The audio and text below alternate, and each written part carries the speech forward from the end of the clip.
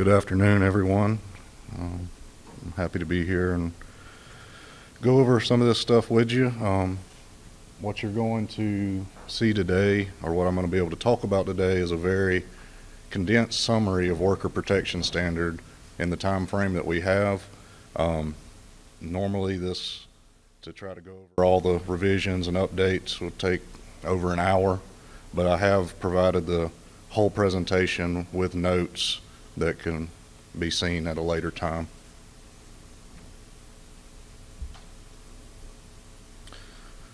So first we're going to look at the rules and revisions.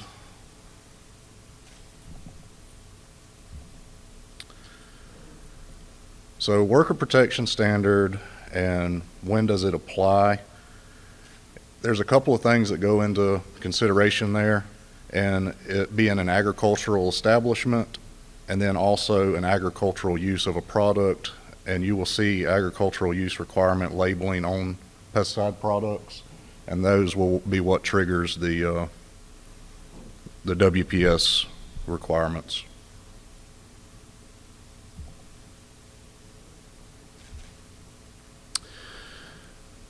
With the last set of revisions, we saw an increase in locations that would qualify or be considered ag establishments. Some non-traditionals would be dairy farms if they're producing hay for their cattle, pine straw operations, even some parks, golf courses and stuff like that if they're producing their own ornamentals in-house.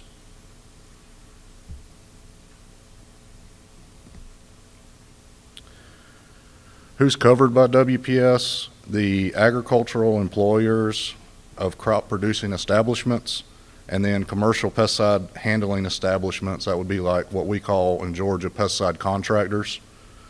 And then who it protects is the farm workers, and these are the ones that may not be directly encounter pesticides or spray or apply, but they're the ones that will be working around where products have been applied. And then the handlers are those that do the traditional mix, loading, and applying of products. And then there's some overlap into other individuals also.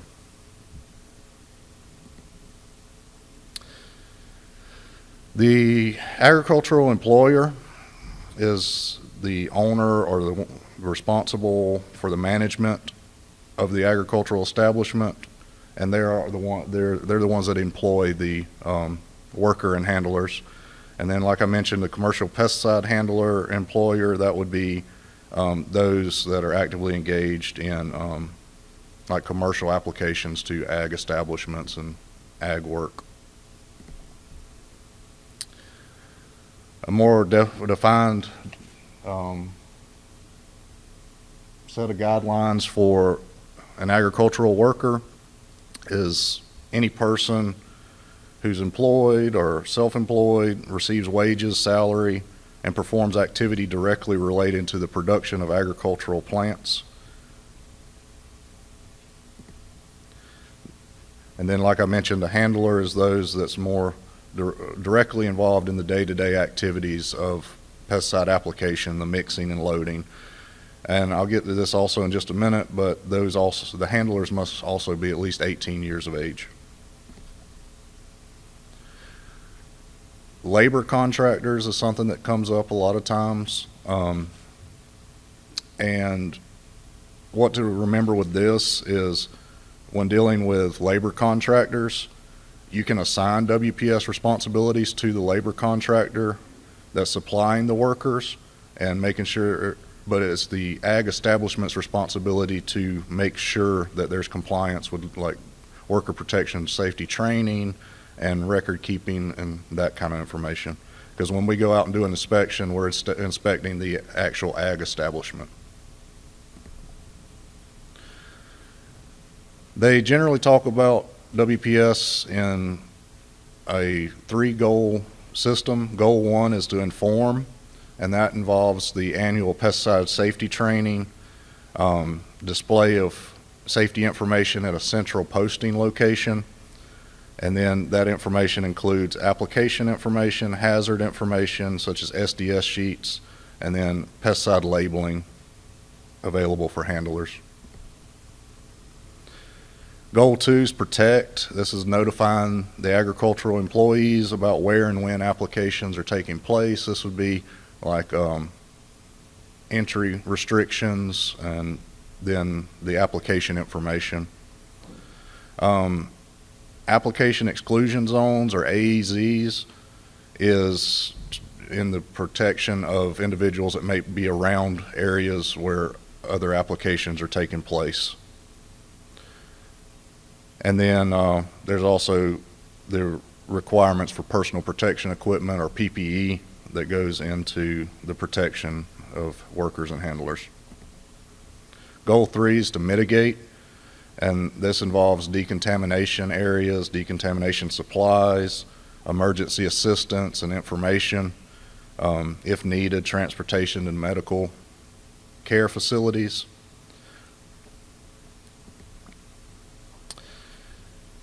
With all these revisions,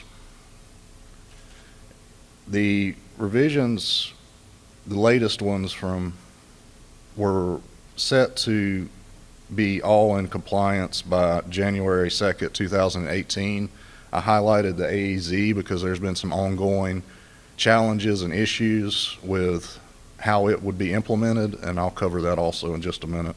But everything else is now in compliance, or you're expected to be in compliance with the new regulations and requirements.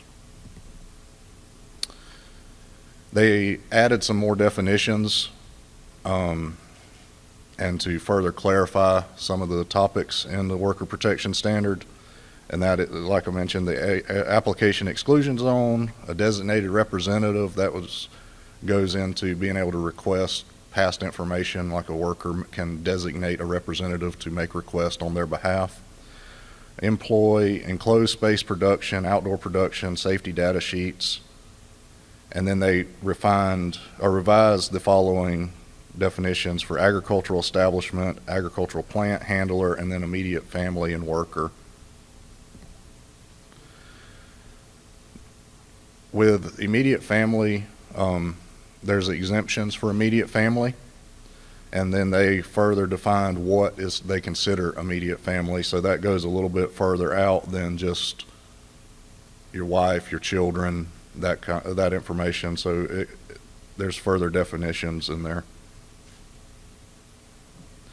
And these immediate family exemption is for all WPS protections except personal protection equipment, restricted entry interval, and application exclusion zones, and the PPE also covers respirator requirements. For the next set of slides, I've got what the previous requirements were and then the revised and current. In the effort to save time, I'm going to just kind of touch on what the revised current regulations are. So, as I mentioned earlier, minimum age for handlers and early entry workers, there used to be no minimum age. It now is 18, but there is an exemption for immediate family members, and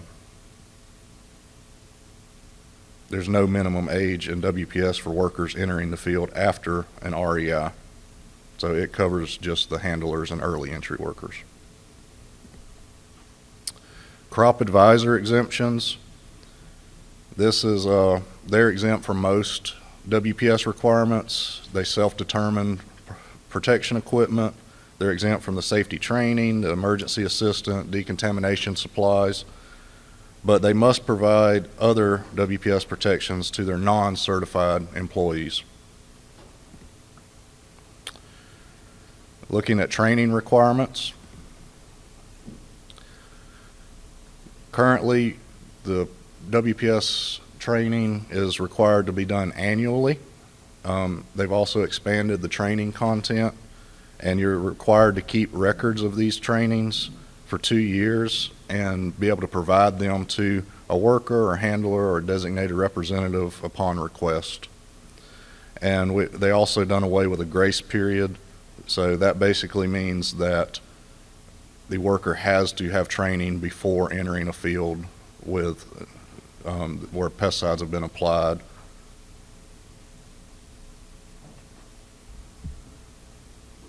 Who can provide this training? There's train-the-trainer courses. They also can be designated as a trainer by the state. Different states have different regulations as far as who they allow to train.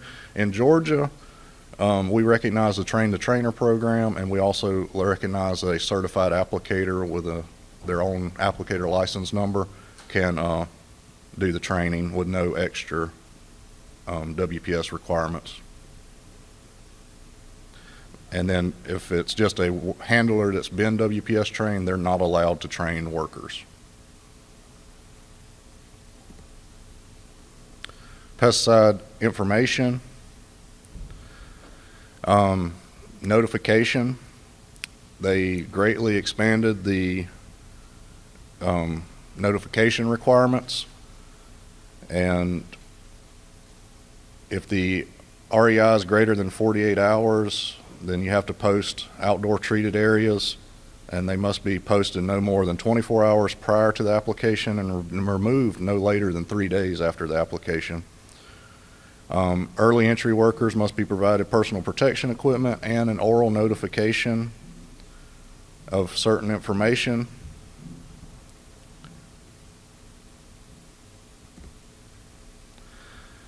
Looking at hazard communication, this goes into where the current requirements for application-specific information and pesticide safety data sheets, or SDSs, are required, and these must be posted within 24 hours of an application or prior to worker entry.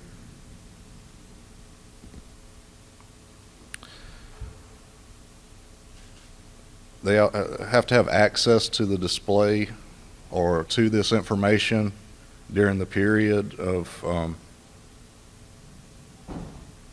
that they're there. And then they also can request the information be provided to them, and that's one reason for the 2-year record-keeping requirement. Designated representative has to be done a written request only.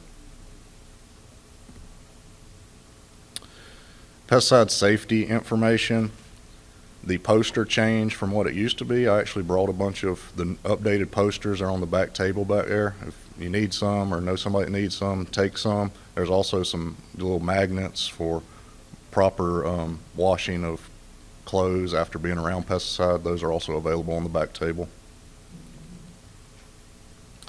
The safety information, it has to be displayed at that central posting location and at permanent decontamination sites, and decontamination supplies are where they're at for 11 or more workers. And this is also something that recommend double checking with your state just to make sure there's no additional requirements. Protections during and after applications. This was the old guideline for the application exclusion zones in outdoor production. These were the previous ones.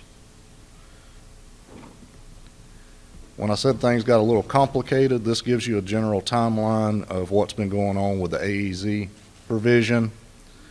2015, they came out with the column on the left up here that basically it was challenged. Then they came back with another rule in 2020.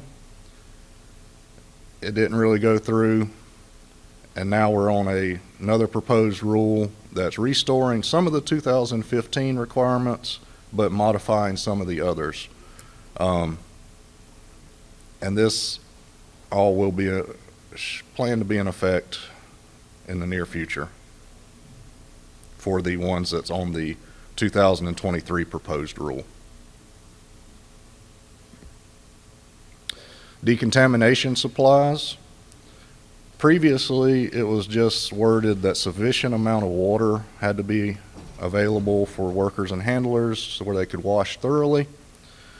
The revised and current requirements is you provide 1 gallon of water for every worker, and that has to be available at the beginning of the day, and then 3 gallons for each handler and each early entry worker, soap and single-use towels. There's also requirements for handlers to have access to a clean change of clothes or some type of overalls in case of a spill or contamination. When is it required for workers? If they're working in a pesticide-treated area within the last 30 days, or a WPS-labeled pesticide product was used, or an REI has been in effect in that time frame, and they're doing tasks that may involve contact with anything that has been treated or with pesticides, including soil, water, and plants. So you can have an establishment that some workers that work there may not actually be WPS workers if they're just doing like production sheds or packing. This is in effect for the workers that's actually engaged or in the areas where pesticides have been used or applied. Decontamination is required within a quarter mile of the workers or the closest vehicular access, and has to be available, depends on the REI for how long it has to be available. If it's greater than 4 hours, then the supplies must be available for 30 days after the REI. If the REI is less than or equal to 4 hours, supplies must be available for 7 days after REI. For handlers, the duration of the handling task and until the PPE is removed. It also has to be within a quarter mile or at the nearest vehicular access, at mixing and loading sites, at the site where PPE is removed. There is an exemption for aerial applicators. Supplies must be in the aircraft loading site or in the aircraft. And this is for the duration of their task. Emergency eye protection. Currently, if the handler is mixing or loading a product that requires eye protection, eye flush water must be immediately available on the mix load site in case it's needed.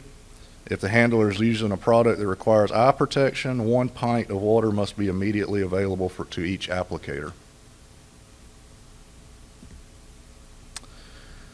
For emergency eye flush, more permanent stations, it's required to be one system per mixed load site, and it's not based on the number of handlers, and it must be immediately available to the handler.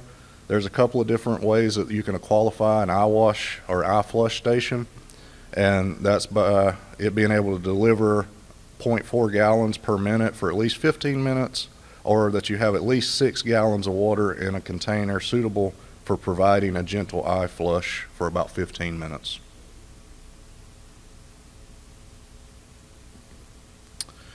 Emergency assistance. On your safety poster, there's also a place where you have to fill in the closest medical facility and that information, contact information. But you must retain prompt for the provision of transportation. It must be able to provide them emergency assistance if needed, and it requires employers to provide each product they're using, the SDS, and specific information, as well as circumstances of application and exposure. And that's another reason why the record keeping and posting locations and all that is so important, so you have information if needed. Looking more at personal protection equipment.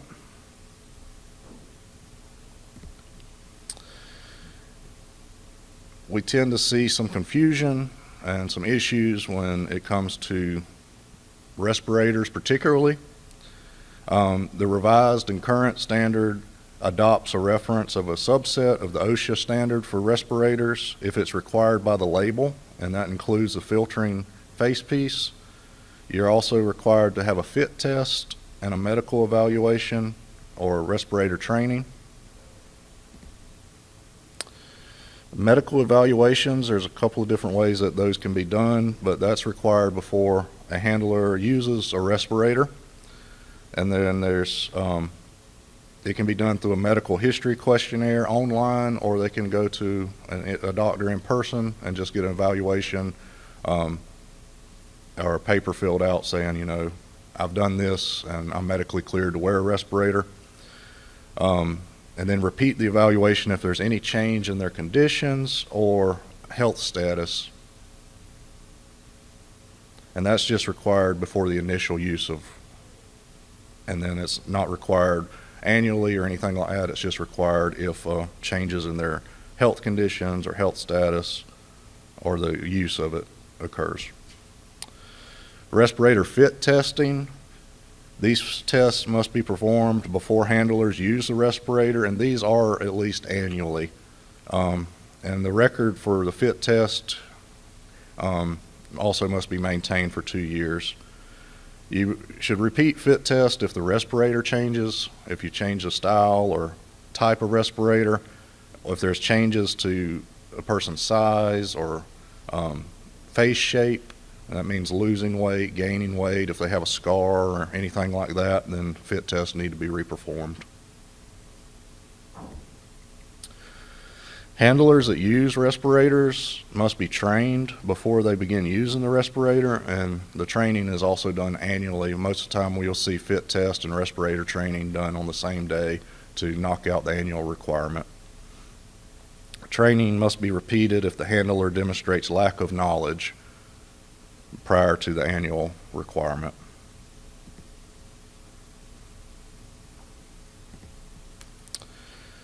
Looking at some key points for the final rule, the one that's currently in place, it eliminated the grace period for training, meaning they have to be trained before they actually access the fields or mix chemicals or anything like that. Certified applicators, if you have a certified license for commercial application or private application in the state, and this is for Georgia, you can train workers. Handlers, you cannot train workers unless they're a certified applicator. Minimum age, 18. Handlers and early entry workers, the application exclusion zone. Like I said, stay tuned to that one. There's some ongoing stuff with that. Eye wash for handlers at all mixed load sites if eye protection is required by the label. And then hazard communication, that's your application, records, SDS information, all that has to be available at a central posting location. And immediate family definitions, and then the designated representative identified in writing can make requests for records also. I've included some resources here. They have a whole how to comply manual that walks you through step by step everything that you need to know. There's also training videos and presentations. EPA has a site for WPS revisions. There's also some training videos for respirators on OSHA's website. And if you have any questions, also the UGA Extension and our department with the Department of Agriculture, we have some resources available also, and we'll also offer in Georgia compliance assistance if you are just a little concerned that maybe things aren't up to where they need to be. Call us, we'll go out and actually do a walkthrough with you to make sure that you're got everything covered that you need to cover. So that's just some options that we offer. Is there any questions or anything that you'd like more information on?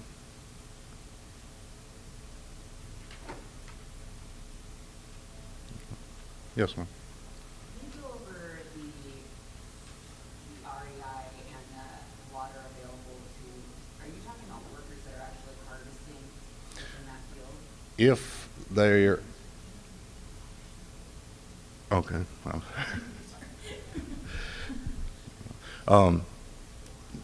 Well, for looking at the REI and the water available, was that the question? For workers harvesting, that requirement is the 1 gallon available per worker at the beginning of the workday.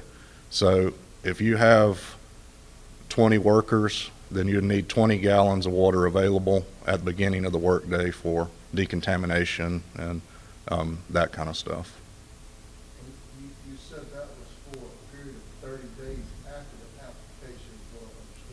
Yes, sir. So So that if something's applied on June the 1st, June the 28th, a gallon per worker is still required at the beginning of the workday. yes, sir. Okay, so what if part of that water is used during the workday? At what point is it below the adequate level?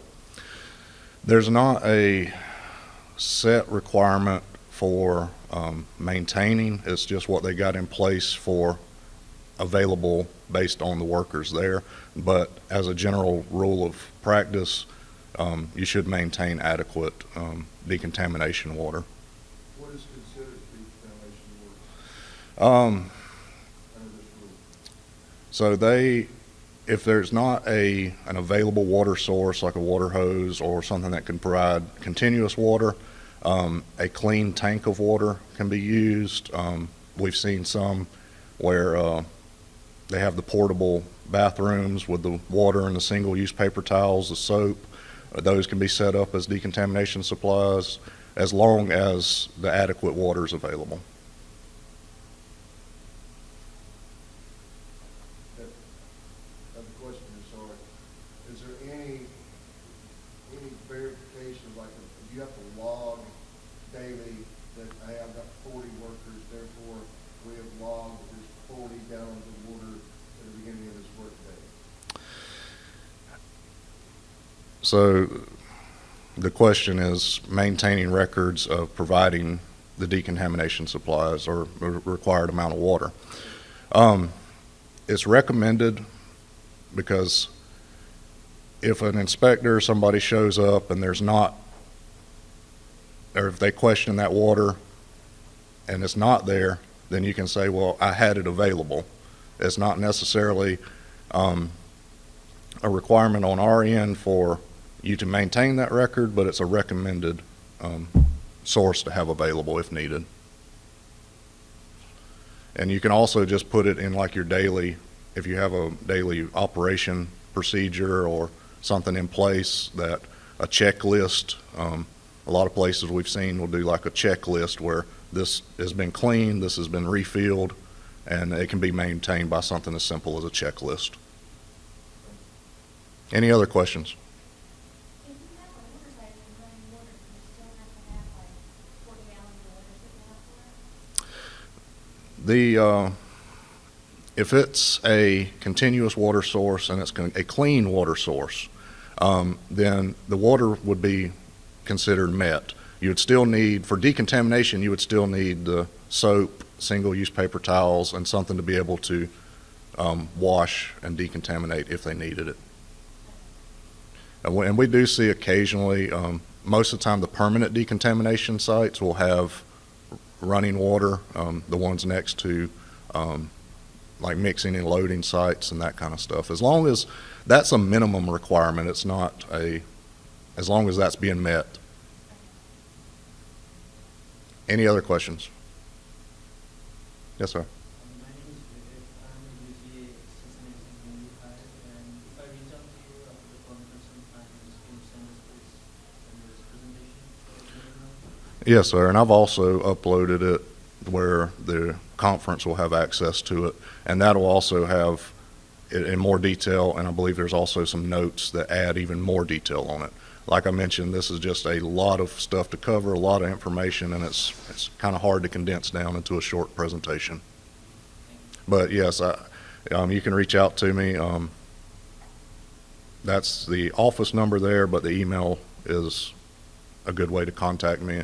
And if anybody else is with Extension and you would like some safety posters to have or some information like that, we have those available also. I got estimated on those from 16 campus.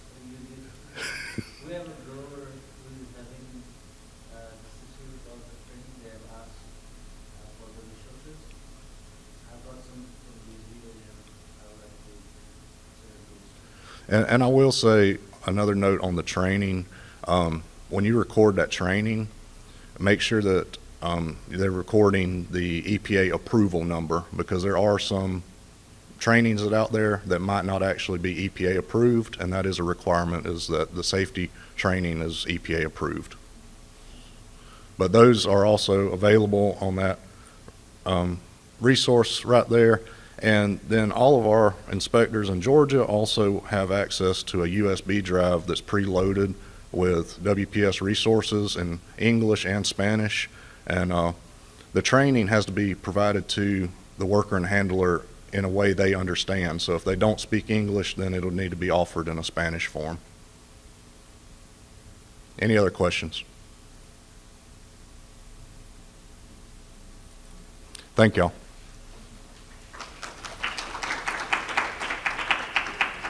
All right, everyone, we'll go ahead and get started again so we can keep this on time. So next we have Anna Trzynski with the Georgia EPD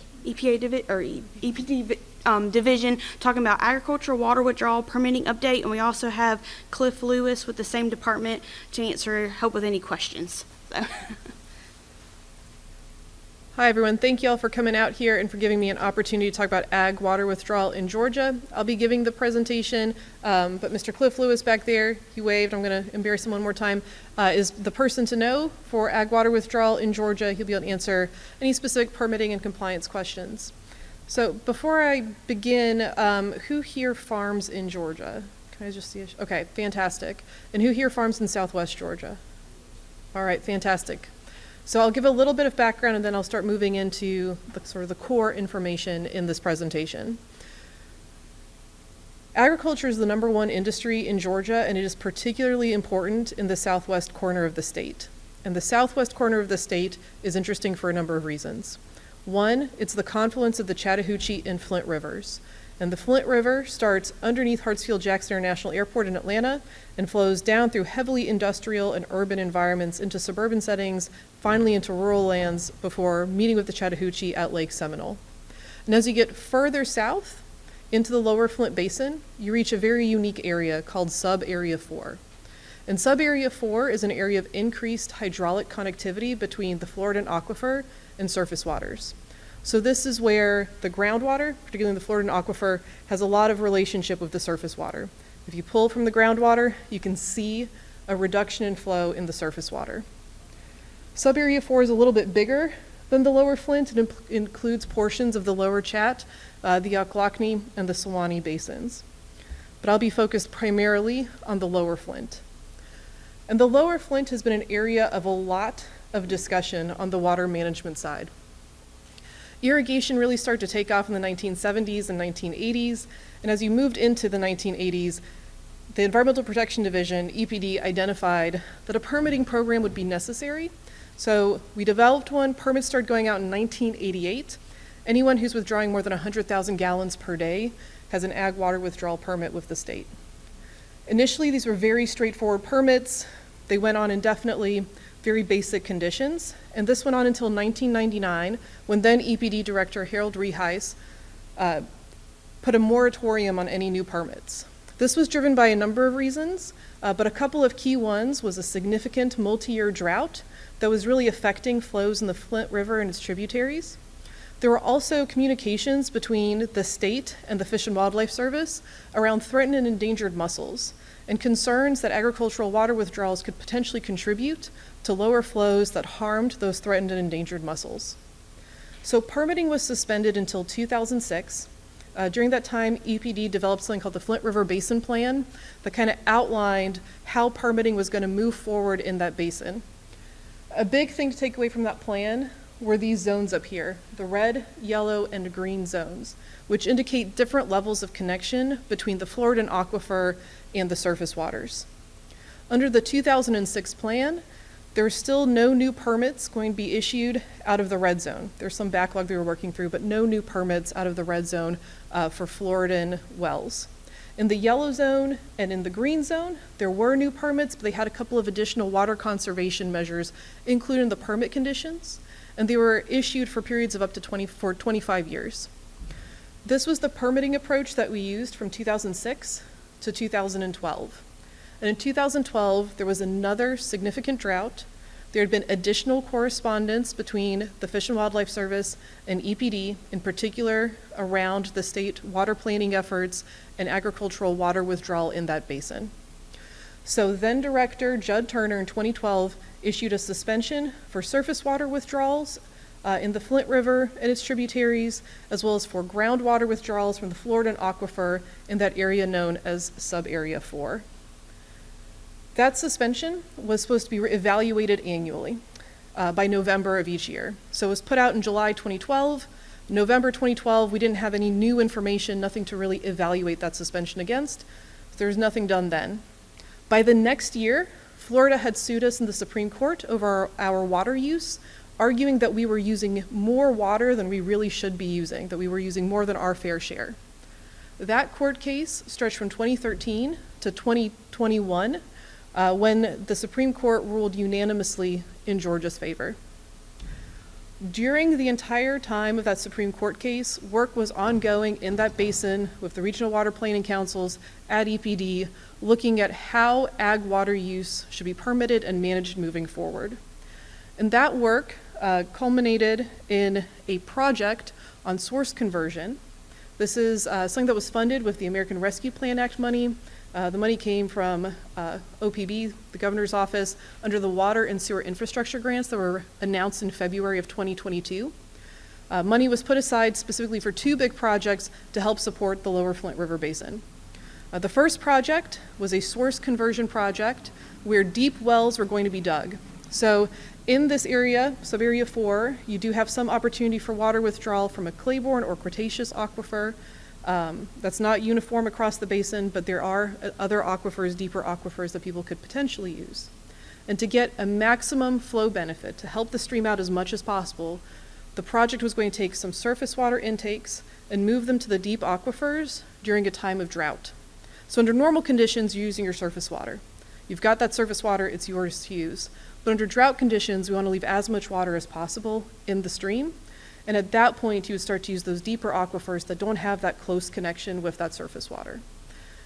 The goal of this project is to put as much water as possible while supporting the farmers that are in that basin. A second component of this project was to start looking at what other management tools do we have available. What additional data can we get to help address concerns from Fish and Wildlife Service?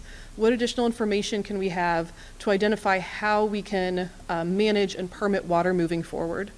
And a lot of this was connected to something called a habitat conservation plan.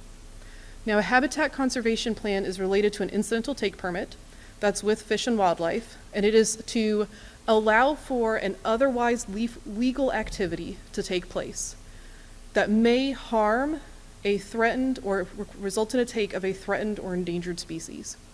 So because we have those threatened and endangered species in the lower Flint Basin, we've got years of data, we've got federal listings, we've got habitat designations, we've got all that work on the federal side. Because we've got that in place, because we've got those concerns in place, one way to help protect our ag water withdrawal program is to have a habitat conservation plan that shows that we are doing absolutely everything that we can to minimize any take from this otherwise legal activity. Some additional benefits, though, of the habitat conservation plan process are that it gives us a lot of information about the resource, about how water is being used, and it helps us identify capacity where we may not have been aware of capacity before. It also helps us think through what kind of permit conditions may be appropriate in our permits as we move forward. Because while the 2012 suspension was necessary at the time that it was put in, it has been over a decade, and it is absolutely time for us to be taking a strong look at that 2012 suspension and what we can do now. The Habitat Conservation Plan, like I said, helps get us that data, get us the conversations, get us the movement that we need to start making recommendations for modifying that 2012 suspension. What we'd be looking at with this modification is where we have additional capacity and making sure that we are protecting existing users and the water resource. We believe that there are places within the lower Flint River Basin where we have the capacity to support additional groundwater withdrawal. We need to identify these areas carefully, we need to think about what those permit conditions would look like, and we need to be able to then modify the suspension to reflect that. And we have already made one small modification to the 2012 suspension. This happened last year. We went through a process to modify the suspension to allow frost protection permitting. So in recent years, we've had a lot of interest, particularly from citrus and blueberries, for the development of frost protection permitting in Southwest Georgia. We can issue frost protection permits in other portions of the state all day long, but in this portion of the state, because of the 2012 suspension, it was something that was excluded. However, the amount of water that is used in frost protection over the course of a year is really low, right? So you might be using it a lot when you're starting to approach frost conditions, but overall the amount of water used is pretty low. Because the amount of water used is pretty low, because you're only using them in the wintertime, in the recharge season, where other water uses are not as high, this seemed like an appropriate step to take, an appropriate modification, because we weren't putting more use on those surface waters during drought conditions. We were really taking the water when it was plentiful. So we went through that process. We had a lot of stakeholder engagement, a lot of discussion. We wanted to make sure that we were engaging with Georgia Farm Bureau, Georgia Agribusiness Council, Georgia Fruit and Vegetable Growers Association, the Georgia Association of Groundwater Professionals, elected officials, people who may have insight, input, and good feedback for us as we went through this process. Because again, this was the first modification that we were making to the suspension in over a decade. We talked to the regional water planning councils about this. We talked to a stakeholder group through a public meeting at the end of June of this last year, and we took those comments to heart. At the stakeholder meeting that we held in June, we had a citrus farmer invite us out to his farm so we could see the operation. We were also able to go out to a blueberry farm to see that operation. It helped us really understand what some of the challenges were with the initial permitting proposal that EPD put forward. In response to the comments, we made some pretty significant changes to that permitting framework because we wanted to have a program that would actually be feasible, usable, something that people could actually do and not something that just looks good on paper. So those conversations ended up being really invaluable. Ultimately, where we ended up was being able to accept frost protection permits for Floridan wells in the green zone. Applications for that opened on September 1st. We have also requested letters of interest for people who are in the yellow and red zone who may want frost protection permits. We have received some letters of interest. We have gone through and we're going through the kind of preliminary evaluation, and it looks like there's capacity to potentially even support some frost protection outside of the green zone. So we're going to continue to go through that technical review process. We want to feel very confident when we make a recommendation that's significant. Those would be the first new ag wells in the red zone since 1999, minus some backlog permits. So it would be a pretty significant change. So we're looking at it very carefully, but it looks like there are opportunities to further develop that program. And the successful process with frost protection permitting, it's a very, very small piece of the puzzle. Frost protection permitting is not the answer to all of the concerns and questions about the 2012 suspension. It is not going to be the answer for everything moving forward. But it was a good process to go through and gave us a really good outcome. And it helps us continue down that process of how do we modify this 2012 suspension. Right now, EPD is recommending maintaining the suspension on surface water withdrawals in the lower Flint Basin. We do have concerns about flows, particularly in times of drought, and opening up surface water permitting would potentially further add challenges to that water resource. However, we think that there needs to be work done to identify opportunities for new Floridan wells in the suspension area. These new Floridan wells, we would like to open up consideration and discussion, not limited to a dark green zone or a green zone, but really throughout the entire suspension area. What we are looking at is going to be dependent on what those permits look like. If we have very, very few permit conditions, then we'll be able to support very few acres. But if we are able to include drought conditions, things that take into account the amount of water that we have in the system that let us respond to those significant drought events, then there's a lot more that we can do in terms of modifying that suspension. I mean, if you have very, very strict drought conditions, we're talking cessation of irrigation during severe droughts, which I understand is a challenge and why we would like to have a lot of stakeholder discussion. We're talking about looking at the entire suspension area and really thinking about what could be done moving forward.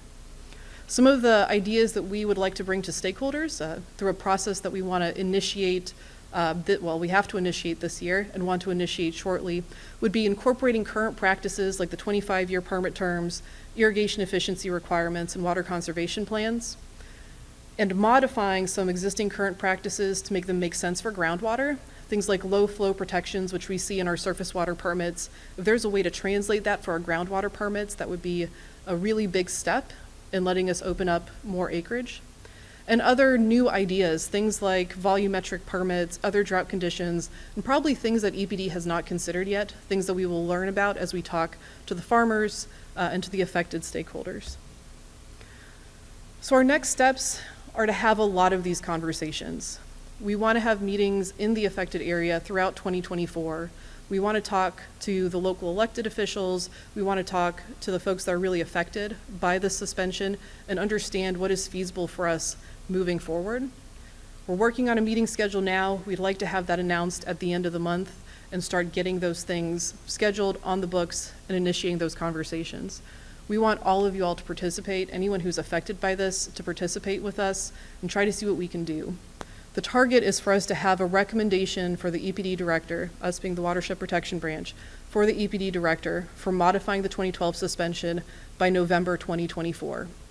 In the original 2012 suspension, November was sort of the timeline for every update, every modification. That gives us a year to work through this pretty big challenge. But we feel confident that with good feedback, good discussion, good dialogue, we're going to get to where we need to go. So with that, this is my contact information. Feel free to email me, feel free to call me. I'm always interested in learning more. I'm always interested in having conversation about ag. So with that, I'll take any questions y'all may have.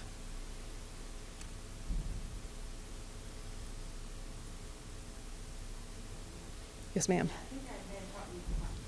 We just moved extension offices, and I found a whole stack of, I guess they were the permits, probably 10+ years old. Can I throw them out?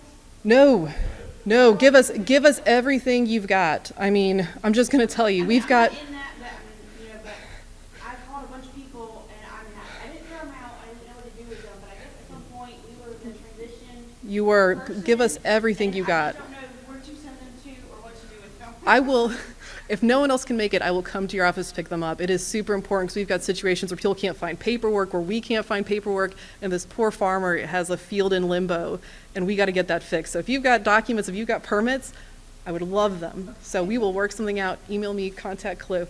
We'll make it work. Thanks. Yes, sir. We've got a farm on the river.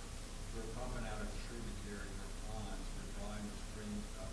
Is there any thought of letting people move permits maybe to better locations than they happen to be? Yes, so I think that EPD is really open to those conversations. We just would like the conversation to be initiated by the person who holds the permit.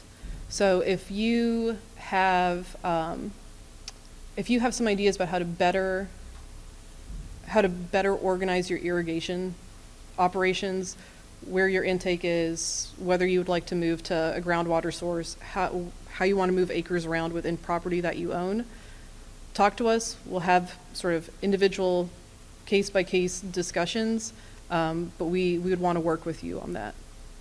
Is that something you have the power to do? I mean, if I brought you, if I said, look, we can move this permit from up this stream to the river, So we don't drive this stream up, is that something y'all personally have the power to do, or is that something you have to get approved to? So the director of EPD would have to sign that permit.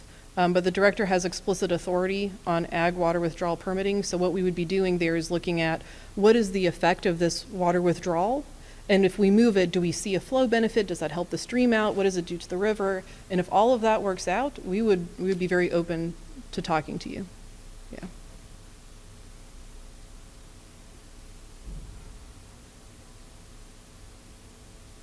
Yes, sir. Have y'all drilled any wells yet, or when is that? So the monitoring wells have all been drilled, and there is a meeting with the well driller team next week, I believe on the 18th, to start getting the production wells scheduled and in the ground. And what's the timeline on the habitat conservation plan? So the intent is for the habitat conservation plan to be submitted by Fish and Wildlife Service to Fish and Wildlife Service by the end of 2024. And we are very focused on that timeline. Do they have a time period they have to respond, do they accept it, or? They do not, I believe, in their regulations have a timeline for how quickly they need to respond. but we know that this isn't something that we want to drag out for a long time. So we also have regular meetings scheduled with Fish and Wildlife, including all of the decision makers we've identified kind of through that chain of command, to make sure they know what's going on and answer as many questions as we can on the front end, because we don't want to have a slow review and approval process. Yep, there we go. With the UGA Extension and School of Social Work, with the new competitive advantage is mental clarity. Thank you. Hey, everybody.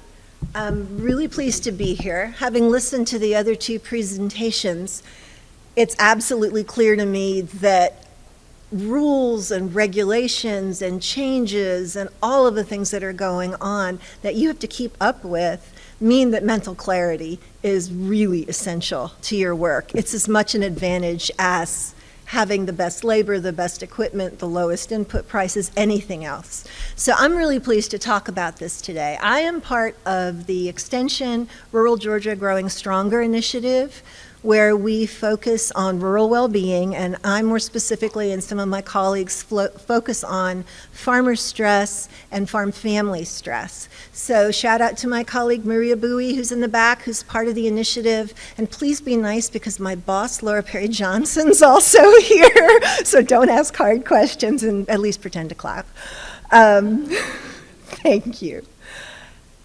Okay, so let's start out today, and I'll tell you what I'm going to talk about, and then we'll keep moving forward. So what I'd like to do is talk a little bit about what exactly is mental clarity and what messes it up, what clouds it.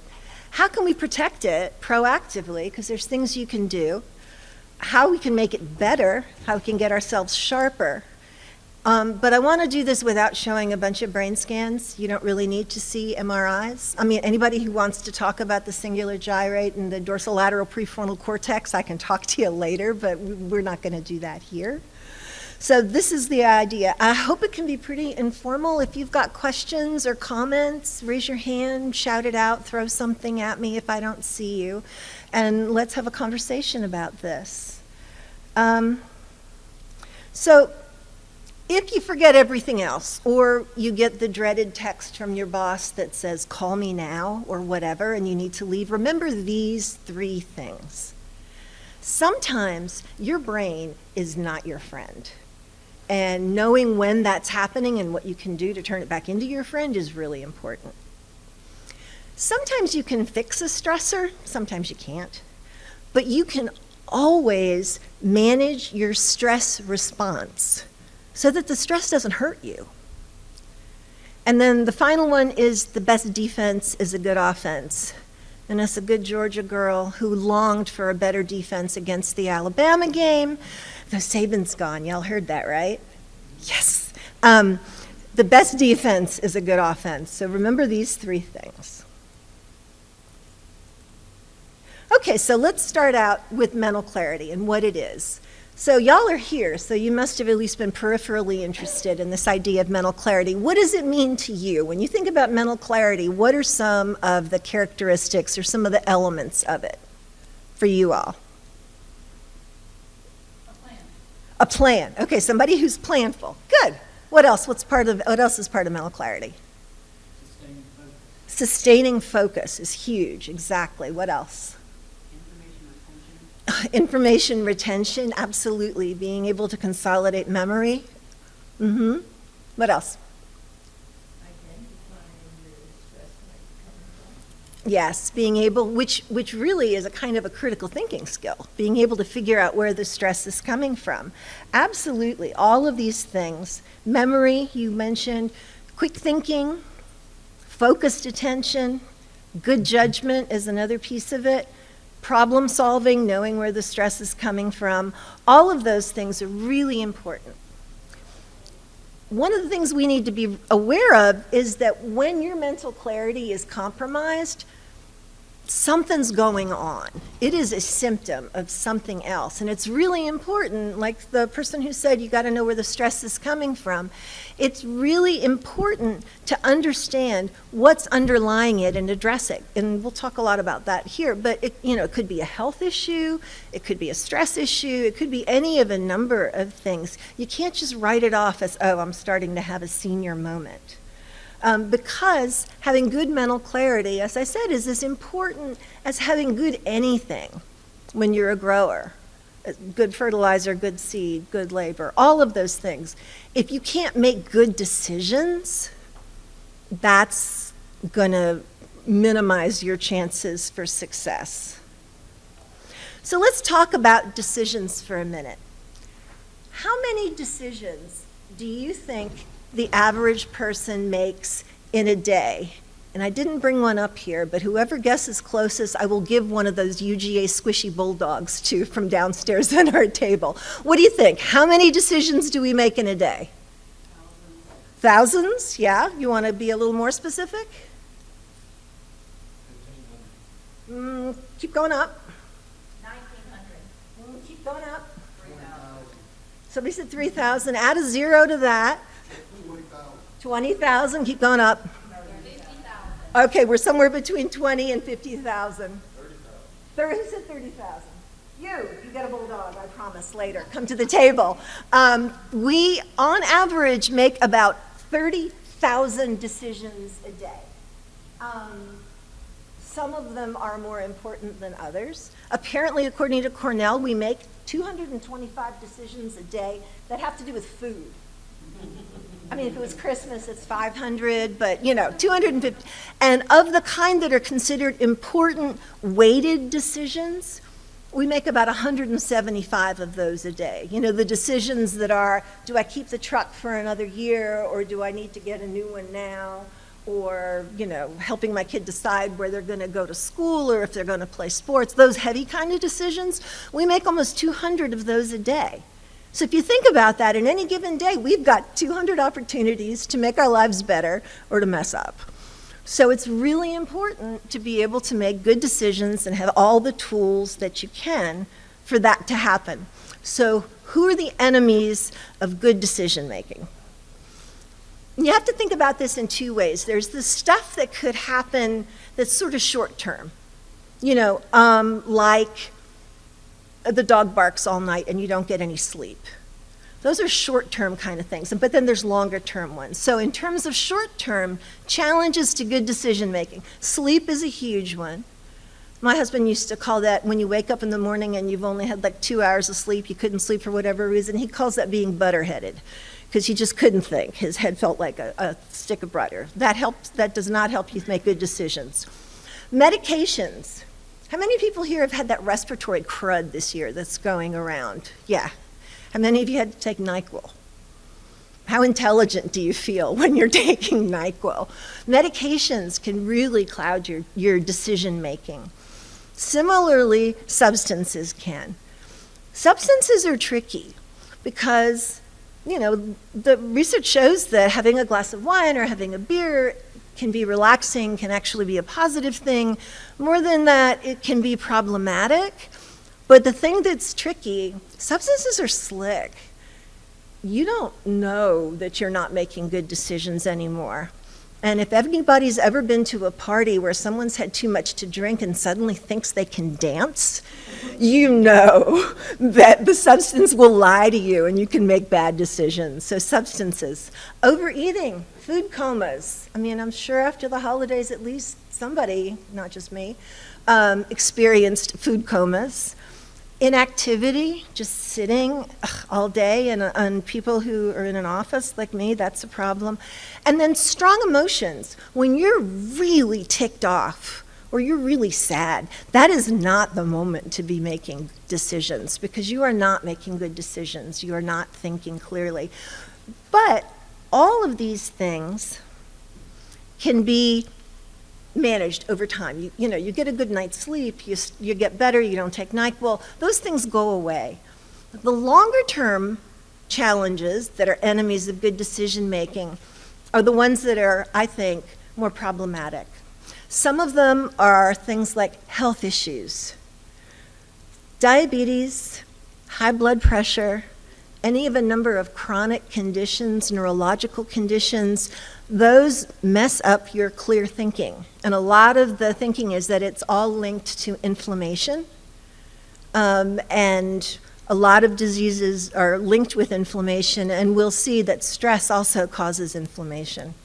So, health problems, behavioral health problems, depression, anxiety, all of those things. It's really hard to make a good decision if you're in the middle of a depression. And then there's this triangle of chronic things that really can be harmful to good decision making over the long haul. Chronic fatigue, not just I'm tired, but I work myself to death every day, or all season, or whatever. Chronic self-neglect. I don't have time to take care of myself at all, and I never do, and I live on Red Bull and peanut butter crackers. And that all feeds into and is emphasized by chronic stress, which is really the enemy. So for the short-term stuff that I was talking about before, medications, those kind of things, what do? I like to think about it as RPM. Recognize that I'm not thinking straight. And sometimes that means that you've got to have a good friend or a partner or a spouse or somebody who will go, no, honey, no, don't make that decision now, really. Let's give this a little while. Somebody to give you that feedback. Put decisions on hold if you can. Don't make the big decisions while you're high on NyQuil. Wait until that's done before you make the decision. And make a plan, like, oh, I've got this going on now. How can I fix this in the short term? How can I, before I have to make a decision, go take a walk if I'm really, really angry and get myself calmed down? What can I do to respond to this before I have to make decisions? But then there's the longer term stuff, and what are longer term solutions? And those are the more challenging. The first thing that I would say is if you realize that your mental clarity is decreasing and it's not coming back after a week or two, something's going on, it doesn't feel right, you really need to talk to a doctor. Something could be happening physically, and you got to check that out first. And I know people love to go to the doctor, and everybody's got a lot of time for that, but it's really important to check that out. But you also need to be thinking about chronic stress. Okay, so I'm going to tell you a story. This happened last year when I was here, the witch story. I was downstairs at our little table handing out stuff on stress, and a grower came up to me and said, Anna, are you a witch? I was like, excuse me? Didn't quite know what to do to that. And he said, because unless you're a witch, and you can control the weather, you can't do anything about my stress. And I realized from that what's really important to help people understand is the difference between stressors and stress. Stressors we can control. I can't control what commodity prices are going to be or how much fertilizer is going to be or whether that god-awful wind and rain is going to come back again. We can't control those. We can control how we react to them. Stress happens when the demands of a situation are more than I've got the resources to manage it with. So, for example, the cost of something that I need to buy doubles. That's a stressor. If I can't pay for it, I'm stressed. I got a lot of money in the bank. I'm not feeling stress, even though that's a stressor. So the question is, what are the stresses and how can you control that part? And I think it's also really important to acknowledge that there's good stress and bad stress. I always feel like the Wizard of Oz, good witch, bad witch. But there is good stress. Anybody remember algebra from high school? You remember that feeling in the pit of your stomach before the exam? And that if there was enough of the good stress, it actually made you study? That kind of stress is good stress. It motivates you. Like if you see this little curve here, as stress goes up from green to orange, you get to optimum stress. And then if the stress continues, you end up with fatigue, exhaustion, and burnout because it's just overwhelming. So good stress is a certain amount of stress and it doesn't last forever. Bad stress is the chronic stuff that's really high. And that's what we need to be concerned about. So what happens when you're under chronic stress? Chronic stress does a number on your body. There's something called the HPA axis, hypothalamus pituitary something or another, and it secretes this hormone called cortisol. In short spurts, cortisol is really useful. We evolved to have it so that we could run away from the saber-toothed tiger, so to speak. You know, it makes your muscles stronger, it puts sugar in your blood, blah, blah, blah. But if that keeps happening, and the cortisol level never goes down, then it starts really damaging your body. And they've shown that it actually will cause parts of your brain to shrink. The hypothalamus gets smaller with chronic stress and elevated levels of cortisol, and your brain functioning isn't as effective. It affects your physical systems. We all know about stress and blood pressure and stroke, and I mentioned the immune system. It affects your emotional system as well. This is when your brain is no longer your friend because it's doing things that aren't good for you anymore. It can do a number of things. Brain fog. I'm sure everybody's heard of brain fog. I have a friend who's undergoing chemo right now, and she says a lot of people with chemo they call it chemo brain. But it's that fogginess, fuzziness. Again, this is something that's linked to inflammation. It can be caused by stress. Memory. Somebody mentioned mental clarity and memory before. I love this cartoon. I don't know if you can read it. The little person's got a box of memories and is taking it to Brain and says, can you hold this for me for a second? I'll be right back. And Brain says, yay! And then 30 seconds later, they come back and go, I'm back! And the box is on fire already, and the memory's gone. You know, you walk into the room, you can't remember what it was that you walked into the room for. Please somebody tell me I'm not the only one that does this. Yeah, all of that. Stress can do that. Stress actually damages the hypothalamus, the part of your brain that controls memory, particularly memory consolidation, that thing of actually learning something. You know, when you look at the phone number and by the time you turn to type it in, you can't remember what it was anymore. That's not lack of memory consolidation, being able to remember something that you have learned or experienced. And it happens verbally, spatially, in terms of number recall, all sorts of different ways it impacts your memory. There's also been research that shows that stress actually just makes you make more mistakes.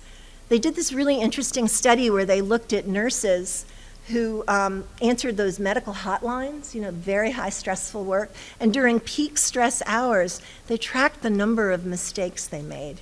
More stress, more mistakes. So cognitive failures is the euphemism for mistakes that they use. And then thinking, somebody was talking about focus, attention, focus and ability to respond quickly, and to have selective attention, that ability to listen to this and drown out the stuff in the background, because right now you just got to focus on this budget or you've got to focus on whatever. And this one I'd never heard before, spatial navigation. Stress makes you more awkward in space. It decreases what's called path integration, which is the ability to know both that you're moving and where you are. So that when I do this, I know that I'm now in front of the podium. Stress makes that less.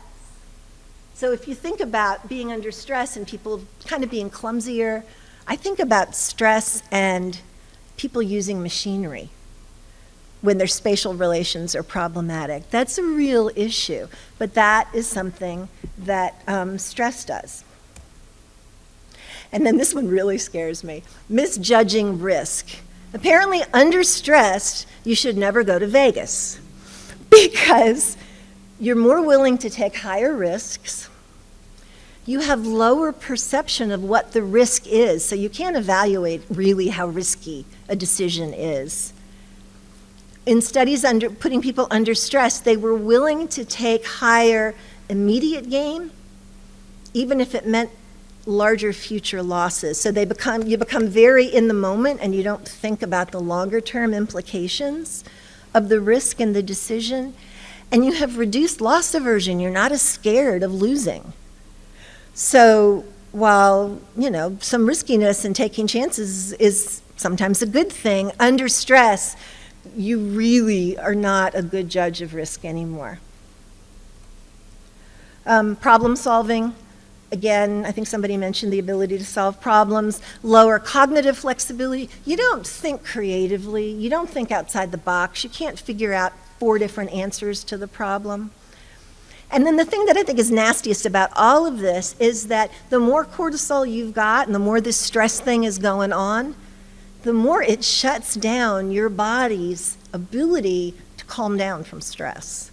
So it turns into this sort of really negative cycle, and it actually prevents new neuron growth. Your neurons stop growing. So this is all really, really not good stuff. So I feel like I'm trying to scare you a little bit, and I don't mean to. But of all the things that you all do when you think about the stuff that I talked about that stress impacts, what are things that you think of as like, oh, that would really be negative, that would really negatively affect me? What are some places? Like I said before, I think machinery is one that really worries me. What are some others that might have come up for you guys? I'm sorry, you and then you? Relationships, yeah, exactly. If you're not paying attention, if you're not managing your emotions, you were going to say something? Financial judgment is huge. Just how much can you afford to take on? How can you focus through your budget? Good. What else? Yes, exactly. Anything that has to do with paperwork and a change in regulations, there's a lot there. So this is something that really can impact your functioning. The good news is there's a bunch of stuff we can do about it. So let's talk about that for a minute. As I said before, the best defense is a good offense. And there is prevention that can be done. Don't wait till you're at a time of chronic high stress, but just day to day. And the acronym that I use to remember it is SAFER. You want to get enough sleep. I cannot emphasize that enough. Research has shown that what you learn, all your memories, they consolidate while you sleep. So like the best thing you can do after you've learned something is go take a nap, because it will stick better. You need to be aware of what's going on with you, because there are people, and you will work really hard. You probably had this happen. You're working really hard, and then all of a sudden you realize your neck and your shoulders are killing you, and you've been holding yourself really tense. You need to be able to tell when you're experiencing stress. And you need to be able to focus on the things that are good. I mean, there's a lot of talk about the importance of gratitude, and I really believe that, whether it's through prayer or whether it's thinking about just the good things in your life and your family, but focusing on that and not doing what the psychologists call ruminating, which if you have cattle, I kind of think is a gross word. But ruminating just means over and over and over again, you're chewing on the same worry and you won't let it go. So focusing on the positive. Eating well and drinking water. Like I said before, Red Bull and cheese crackers are not a balanced diet. So really 8 glasses of water, decent food, and then reaching out. Support systems are hugely important. Even if it's just texting somebody who gets what your life is like, or a friend, or a partner, but having some kind of a support network is hugely important. So there are packets that look like this that are in the back, and they have all sorts of materials. This is some of them. One of them is the little acronym for SAFER, and another one has got some other information about resources that we have. But thinking about being proactive is really important. And then there's another piece to it. They call it proactive coping. That just means planning ahead because you know stress is going to happen. There are certain times of year that are just god-awful stressful. Tax time. What else? What are like the most stressful times of the year? Harvest. Harvest, yeah. Harvest. Freezing. Freezing? That's right, yeah. Like if it's going to go below freezing. I heard from other tax time. Somebody else said something? Staffing. Mm-hmm. And I've heard from some people planning is also a really stressful one. If you know those are coming, what can you do to prepare for them ahead of time? What can you do in terms of building your resources? And maybe it's just having more of your emotional supports around. Maybe it's making sure you're taking care of yourself so you're as strong as possible walking into that season. But what can you do that's preparatory coping? And then, this is a really cool thing. I had not heard this word until a couple of years ago, neuroplasticity. I was always taught that once you damage your brain cells or once you damage a neuron, they don't grow back. Well, they do. And think plastic, neuroplasticity, like plastic is moldable. You can build new connections and new synapses in your brain. And there's some very easy ways to do that. Learn a second language, like Duolingo, 5 minutes a day. Challenging your brain to do something different has been shown to increase neuroplasticity. It improves your ability to attend and then switch attention, helps your memory. A nap, seriously, like 10 minutes in the car even, not while you're driving. It makes a big difference, solidifies your learning. Then doing stuff that's different, like doing tasks with your non-dominant hand, just to make your brain rewire. Do routine things differently. Drive to church a different direction, a different way every time. Whatever works for you. Puzzles, reading, trying something new. Anybody here a crossword puzzle person? Sudoku. My dad, I swear, until he was 95, did those word search things. But they really do help with neuroplasticity. And it's important, and they don't take a lot of time, but you have to do them. You have to be intentional about it. So sometimes, despite all this preventive stuff, stress still happens. So what are some coping strategies? There's really 3 flavors that coping comes in: problem solving, emotion-oriented, or avoidant-oriented. Research seems to show that problem solving is the best one. If you can fix it, that's great. But sometimes you can't.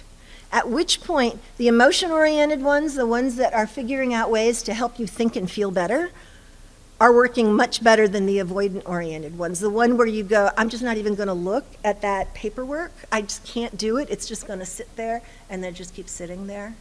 Avoiding is not a helpful coping strategy. But emotion-oriented, that is oriented to managing your stress response, is really helpful.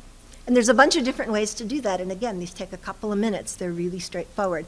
Cognitive strategies, which is a fancy way of saying, let's make friends with our brain again.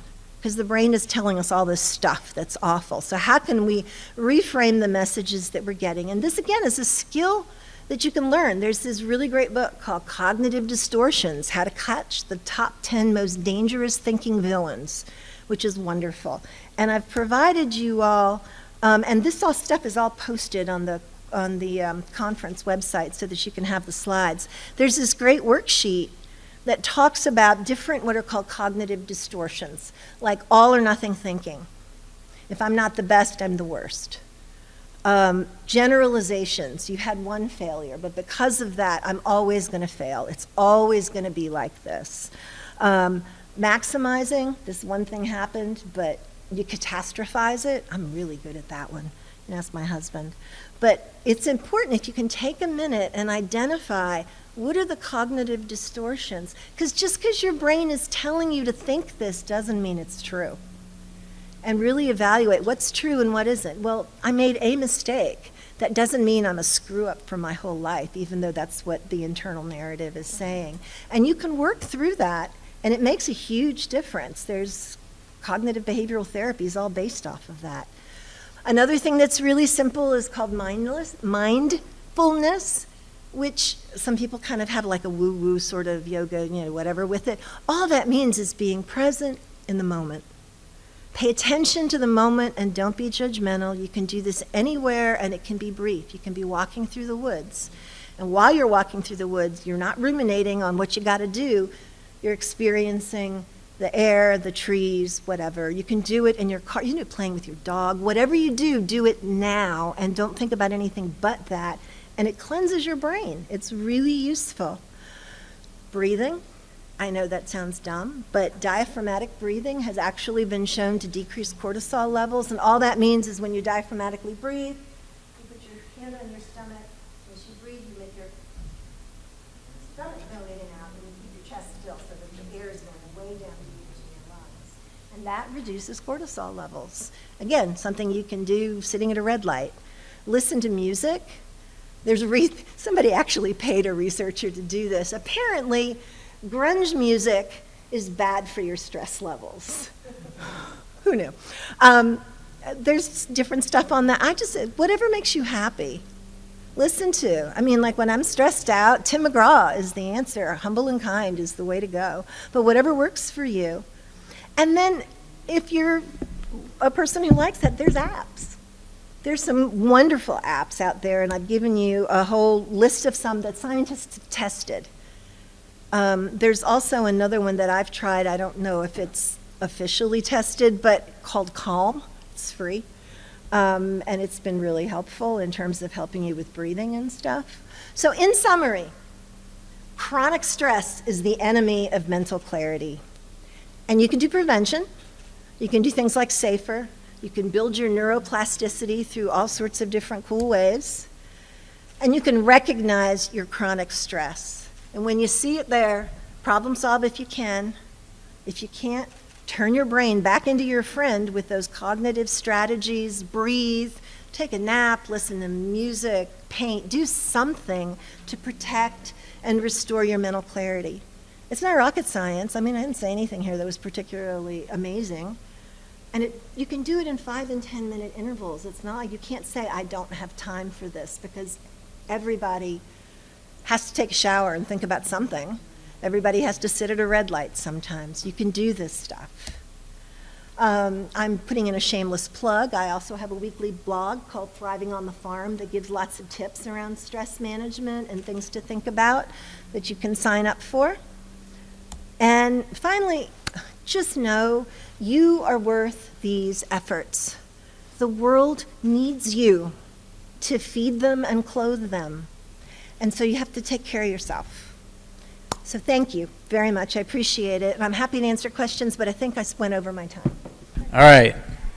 I'll do the best I can with a mic. I'm not used to a mic. I'm usually walking around, but that's okay. All right. So if you look at the screen here, I'll give you a little bit of background first on why I want to be in front of you talking about this topic. This is my favorite spot on our family farm. I'm the 5th generation to live on our farm. My kids are the 6th generation. And it's just a pretty cool thing to think about. This is where my father grew up, and his father, and his mother, and so on and so forth.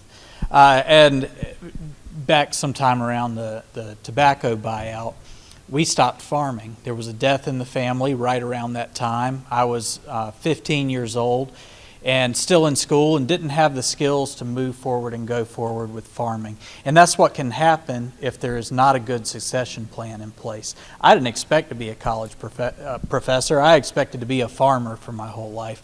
And so I'm happy I get to do a little bit of both now and get to talk with you. But this, if you can picture this, right around this tree, there's this beautiful pond that kind of sweeps around into the circle, in a circle, and the whole city has encroached around us. But this is my little space of my family and my heritage right here. All right, so here's what I want to cover in this session today. We want to talk a little bit about why succession is a driver for success, not just of farms, but also for our entire country. We want to talk about business first versus family first farms. Raise your hand if you've heard that term before. Business first. Raise your hand, Kevin. Okay. Business first and family first. So we're going to talk a little bit about being business first as kind of a prerequisite for how we assess transition readiness in 5 other topic areas that we're going to cover today. These 5 aren't that special or important. They're just 5 that I've chosen. I think you could come up with some of your own. But that's going to be our last step, is doing a quick assessment on farm readiness. I ask if you could not flip ahead and cheat before we go. It's really not that important, but we can have a conversation together. Stop me anytime for questions. Okay? When I say family business or family farm or family succession, what are some of the words that come to your mind? Inheritance, so getting something from someone else. Is there any positive or negative connotations that you feel like come with generational transition or inheritance or succession? It might be difficult, right? Navigating that, figuring out who's getting what, okay? If you have siblings that aren't in the business, siblings that are. So that could create a lot of conflict. So one of the words that I would use would be conflict is a common perception. There's a fancy word that starts with N that everyone likes to say. Everybody know what that is? Nepotism. I've heard of nepotism. So someone getting something that they don't deserve, that they got it because they inherited it. Okay, so these are some of the views that people have about generational transition. In reality, though, that is true, but family businesses and family farms outperform. There really aren't many non-family farms, but in the family business research, family businesses outperform non-family businesses in most contexts and settings. There's not been a whole lot of research on this in family farms versus non-family farms because the overwhelming majority of farms are family farms. But I think it's important to look at how this dynamic would probably work with farms too. So if you kind of look at stock prices on publicly traded markets, there's about a 6% overall outperformance with non-family firms. If you look globally, there's it's smaller than in the U.S. We're better at it. But if you look globally, there's a small outperformance for family businesses, and in the U.S. there's about a 6% total outperformance for privately held businesses that are family businesses versus non-family businesses. Yes. Do you have the current statistics of all the farms in the United States? What percentage is family farms versus? I have it current within about 4 years. The last paper that I read was about 4 years ago, and it was 98% of family farms. So are family farms. So most. Yeah, it's kind of rare for someone to come in non-family. That was a Midwestern study, not a Southeast study. Might be a little different here, but usually what I see is it's family. This one's pretty interesting. The more family members that are involved, the higher the outperformance. And so this is pretty contrary to what most people's perceptions are of family business, of nepotism, of inheriting something that you didn't deserve, of a transition being rife with strife against family members and infighting. So what do you think, if you haven't jumped ahead, what do you think is causing this outperformance? Sorry, let me get your question first. Yeah, I was just wondering if these are all sectors, family businesses or X sectors? These are family businesses. Yeah, all family business research. Unfortunately, there's not as much research as we would like specifically on farm businesses. I would say one thing that contributes to that is the higher level of performance. The more family members you have, I know us personally as a family, we hold each other to a higher level than we do any other employee in the business. So we all have different gifts and abilities, so we're not just handed something or put somewhere, we're put in a role or whatever in the business because we're gifted in it. And the more family you have, having that higher level of excellence than you do other employees, the higher, more higher level percentage you're going to have for that higher level of performance. Yes, so good. In family business research, there are two principles that underlie that. One's called the stewardship perspective, and that's if you have a stake in the thing that it's important to you beyond short-term financial gain, you're going to be more likely to take care of it. And the second part is called agency theory. So if you're an agent operating on someone else's behalf, if you have there are costs to that, but if you care about the person that you're an agent of, you tend to outperform. And so I think both of those perspectives work really well on the farm. Yeah. But most family businesses, they don't take as much salary out or they compensate themselves for the work they do. Yeah. So The accounting part of the family business is also very sometimes, and that's especially true if all generations are still working. That actually flip-flops once you move into retirement age, because usually Most people have built up most of their personal wealth within the business, and sometimes that flips on retirement where you have family members who aren't as productive but are still taking a draw. So that can be true, and sometimes it's not true. Here are some reasons that the research has shown why this might be true. We talked a little bit about stewardship already. Patience. So if you're taking a very long-term perspective on what is this going to do for my grandchildren, you're more likely to make decisions that are going to be of long-term benefit to the farm. Alignment of goals with the leader and long-term success. So if the leader wants the next generation to be successful, you have more of alignment between the two. Now there can be some conflict there because of stage of life decisions. So I'm still involved in a family business that kind of stemmed from the farm. And we're in different stages of life. I'm raising young children, and my family member is at retirement age. We have different financial goals, might want to expand the business differently, might want to take draws and distributions differently. So those have to be managed. But I think the biggest one is this fourth point, which is innovation. By bringing in different perspectives from different generations, you actually drive further success. We can't know everything, and we can't stay connected to markets. And I think this is especially true with fruit and vegetable growers who are maybe a little bit closer to markets than some of the commodity row crop growers. So I think innovation is a really interesting topic in family business and probably your primary driver of success. So let's talk a little bit about effective control of organizations and becoming a business-first business.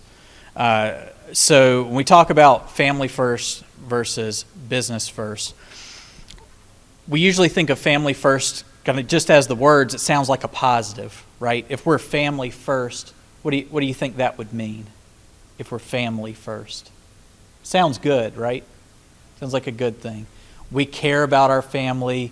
We want to make sure they're provided for. We want to make sure there's a spot for them if they want a job, right?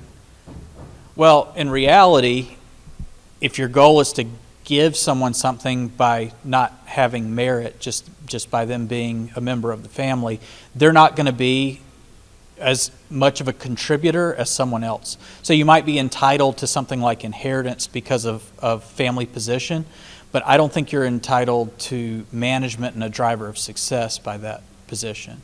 So you'd be better off hiring the person who has the greatest skill set. So in a business-first farm, you're thinking about how do we develop the skills in the successor that are going to be the top skills? How are we developing the best leader to come back and lead that farm eventually? In a family-first business, you're thinking, I want to make sure there's a spot for that person, and no matter what, we're going to take them back on the farm. That's going to eventually lead to financial ruin. And we could talk for 30 minutes alone on what happens when you bring people onto the farm that aren't highly productive, what the failure rates are. Generally, most aren't surviving past the third generation when those type of activities are happening. If you're business first, there are some things that come from that. What comes from that is you have to have a formalization in processes because you have to know what you need to have the most successful next generation. Okay, so So here's some things that you might think of as business first, and this is actually the most compassionate thing for the family, having an expectation and holding the successor to that expectation. Position and title are earned and not given. There are clear pathways to positions for family, and you tell them what those expectations are ahead of time and expect them to meet that. If they don't meet that, they're not the successor. Receiving some level of ownership and financial benefit may be a birthright, but organizational control must be earned. Becoming a business first will take a level of organization and formality that many don't possess when they first get started. All right, so let's first take a short assessment on, is your operation more of a business first operation or is it more of a family first operation? So if then this is a scale. It's not an either or. There's kind of a scale. You can be more business first than family first. And we're going to look at both and kind of take some rankings there. And then we'll move on to assessing, assuming it's going to help a lot if we have a business first mindset. We're going to assess some different different steps. All right, so I want you to check these that are true for your farm. The farm only promotes leaders from within the family. So this is leadership. Are you only promoting within leadership? Okay. Number 2, is there a strong emotional attachment to the land or the farm? 3, is hierarchy based off of age and seniority? That would be as opposed to skills. So it's hierarchy. So in other words, if you had 3 siblings, would the oldest sibling likely be the one who's in charge? Okay. Number 4, is the oldest son expected to lead the farm? The farm money is the same as the family money. So are those two intermingled into a single bank account? Is pay based off of performance? So check this if pay is not based on performance, but it's just set by being a member of the family. There's no annual performance evaluation? Family members are paid about the same regardless of what they do. Children have a job if they want one regardless of their skill. And then last, do you avoid conflict? So is conflict avoided? Okay. So if we avoid conflict, what happens? Right? Nothing gets resolved, and those same problems stay year after year. All right, now let's do the same thing for business first farms. Leadership is awarded based off of performance. Job descriptions are documented for positions on the farm. Leadership development plans are formalized for family members. Are you telling them their expectations? Family members receive compensation and distributions separately. So are these two different things? Are you getting compensated, and then is there some sort of distribution like a dividend or extra? There's a non-family member that is higher paid than a family member on the farm. Or is it that all of your family members are the highest paid people on the farm? Okay. There's a family employment policy. So do you have a policy on hiring members of the family? The best candidate is hired for each position regardless of if they're in the family or not. There are regular leadership meetings. Job performance is evaluated and communicated back to the employee. Shares are transferred between generations before death as a reward or incentive. So this one's especially problematic in farming. I see lots of operations where the oldest generation, how long do farmers like to work? Someone said it, till they die, right? You want to do that work until you die because we're passionate about it, right? But what does that mean when you have a 65-year-old son or daughter who's been working in that operation their entire adult lives and don't have any shares in that operation or any ownership technically in that operation? That's not good. Okay, so get a count for the first. All right, count up the ones you checked. Count up the ones you checked for the second, and fill in these boxes as high as it goes. Okay? Any one of these individually can be perfectly explainable. Like, let's say the highest compensated people on the farm are family members. That might be perfectly reasonable, right? Any one of these individually might be completely reasonable. But if you add them all up to a group and you see that business first, you're at maybe a 2, and you're at a 8 on family first, it's probably time for you to start thinking about formalizing operations, right? Okay. Don't answer this out loud, but how'd we do? Nod your head if you have something that you think you can work on. Okay? A few head nods, that's good. Now let's get into some more specifics. We're going to look at 5 topic areas today that will help you gauge your readiness for generational transition on the farm. There could be more than 5. There aren't probably going to be less than 5. There are supplemental questions that are in the notes section. So if you download this from the online version, I have some extra questions in the notes section. We only have time today to look at about 5 per section topic. And then we're going to add those up and do an overall assessment to see, are we in the green? Are we ready for generational transition? Are we in the yellow? Got a little more work to do. Are we in the red? We're totally unprepared. Okay? Sound good? These 5 areas are strategy, development, and implementation, customer management, human resource management, operations management, results and measurement. These are the 5 that I have chosen that I think are pretty important. There's a lot covered in these, but you might have others that you think are very important for your operation specifically. All right, it's simple. The successor can articulate the mission statement for the farm. If you don't have a mission statement, can your successor articulate it? Okay, so that is not a non-check box if you don't have a mission statement. The successor knows the core set of values for the farm. I would love to do a session on just your core set of values and how that relates between the farm and your family, because your family values should be the things that are rolling down to be the values on your farm, right? So can you articulate that? The core set of values on the farm align with the family values from the previous generation and the successor. In other words, are the values consistent between those generations? If the values are inconsistent, it's going to be really hard to have that generational transition work well, because you're really starting internally from a different point of what you want to accomplish.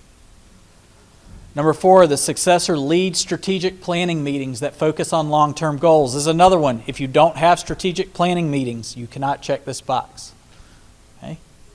And last, the successor has a voice in budget allocation decisions. Okay? Does the successor have a voice or have some say in how the budget is allocated?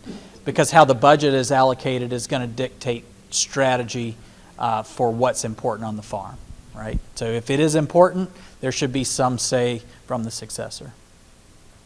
Our goal as leaders on the farm is to eventually move into a mentor role where we're there to help and guide, and the successor ends up taking over operations before retirement happens. That should be the goal. All right. And then write down the number that you got right. And this should say something about your percent readiness. Again, each one of these could be explainable individually. Although these are a little bit tougher to explain away if you're not doing them than the business first, family first. If you got 1 out of 5, that's 20%. So each one you got is an additional 20%. So if you got 4 out of 5, that's 80%. All right, let's think about this from customer management. The successor has a relationship with key buyers. Okay, and we can talk about, for some of us, that might be a very simple relationship where you're just selling to a buyer. It's in a commoditized situation. The more we can form relationships, usually the higher value we can provide to those buyers. So hopefully we're forming key relationships with buyers on our farm. The successor knows the main value proposition for each buyer. And I don't mean each buyer individually, but I mean each buyer as a segment. So if you're selling at a farmer's market, you don't need to know each person that's buying from you, but that is a customer type, as is a grocery buyer, as is an FSA purchaser who's buying on subscription, as is a commodity purchaser. Right? So understand, the successor needs to understand the value proposition for each of those. What is it that they care most about? The successor can describe the supply chain of the buyers. Okay? Sometimes this brings important insight onto how you can provide more value if you understand the entire purchasing chain from end consumer. End consumer in grocery is going to care about something that's probably vastly different than what the grocery buyer cares about. Am I right? Okay, you know your industry better than me, but I suspect that's probably correct. Your logistics company is going to care about something totally different than what your grocery buyer and what your end consumer care about, right? They care about how quickly can they get this onto their truck, keep it refrigerated, get it off their truck, right? The successor knows the total number of buyers. So who are these relationships that they should be forming? The successor knows the direct competitors for each product. Okay? So not only what are you selling and to whom, but who's competing with you. The successor should be able to describe that. The next one up is customer management. The successor knows the labor rate for various positions. Okay. The successor can articulate a process for measuring performance. This should say human resource management. Got a typo in here. The successor gives feedback to managers on how to prepare and mentor employees. So this is moving past being a manager and moving towards being a leader and a manager of managers. The successor knows the disciplinary policy for workers. This is one, if you don't have a disciplinary policy, you can't check that box. The successor can create job descriptions for workers. If you don't have job descriptions, you can't check that box. Okay? All right, those were 3 pretty hard ones, I think. There's probably some gaps in boxes for many of us. Let's do an easier one. Operations. The successor knows how to plant, grow, and harvest. This is usually one that we have in place, right? The successor can operate equipment. That's likely true. The successor is trained in regulatory policies and certifications. The successor knows crop rotations for soil health and labor productivity. The successor understands new technologies that will impact the farm. That one might be the toughest one in this section. Okay?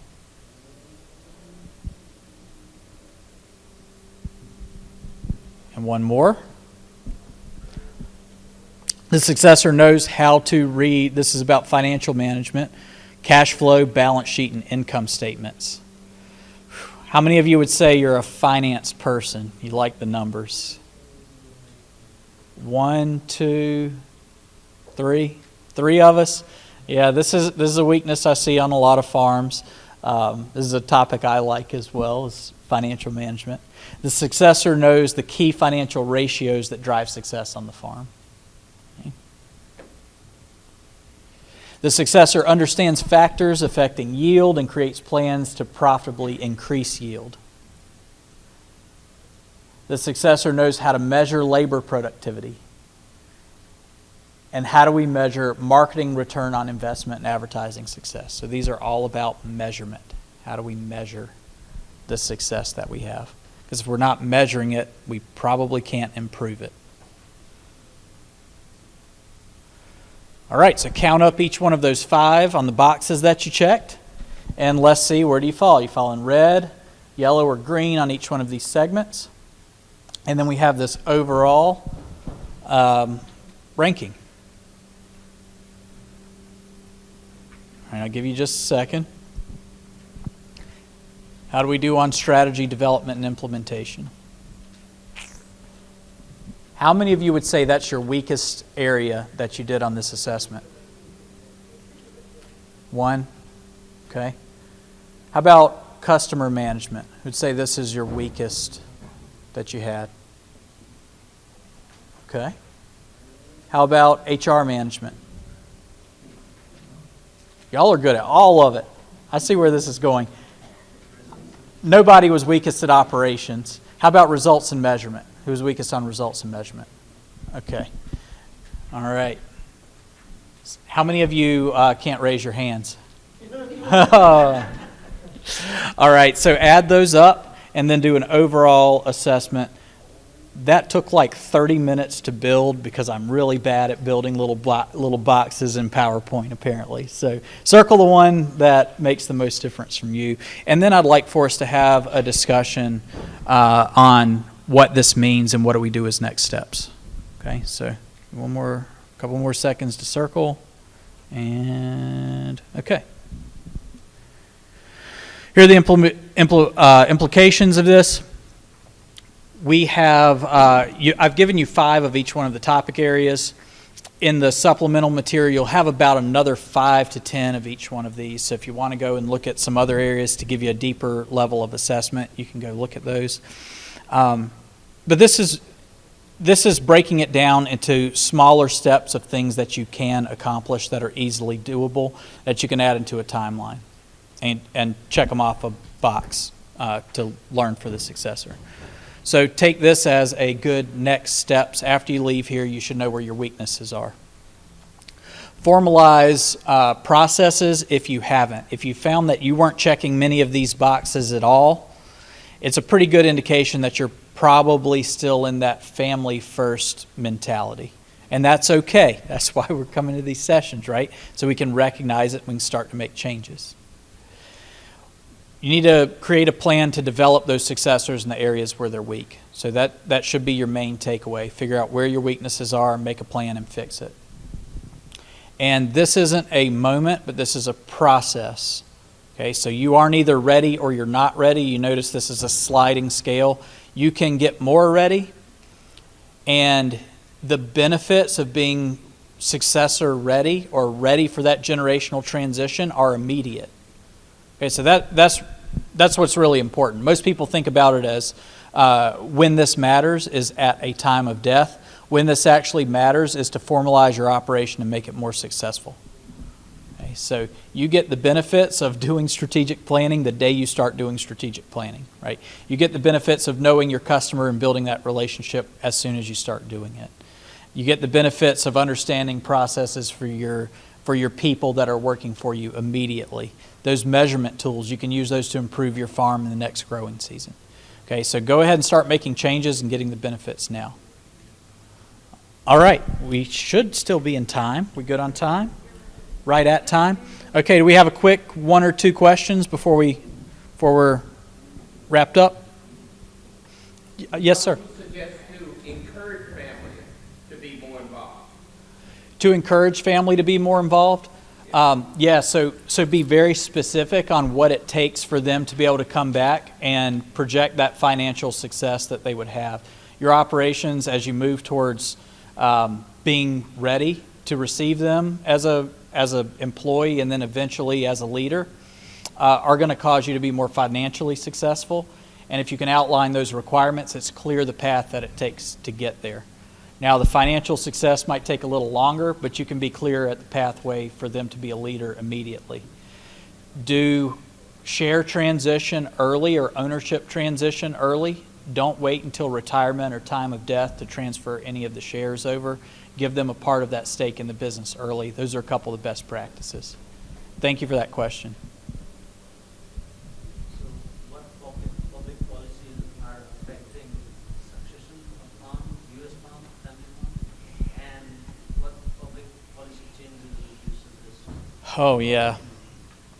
Yeah, so usually when you go to a talk on family farm transition, there is at least some discussion around taxes, right? So how do you finance ownership transition between generations? Do you wait until death to get step up in basis?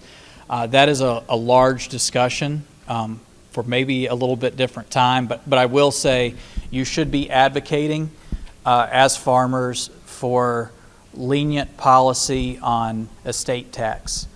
Because it affects us more than it affects almost anyone else, because many of our assets aren't highly annually productive assets. We have assets that are long-term that we're thinking about for 50 years, and it's pretty easy to reach estate tax limits, and those limits can be dropped at any point in time. And so that's the other scary part. The other one that they often try to sneak into legislation is that step up in basis. Like there was a proposal 2 years ago to eliminate step up in basis at time of death.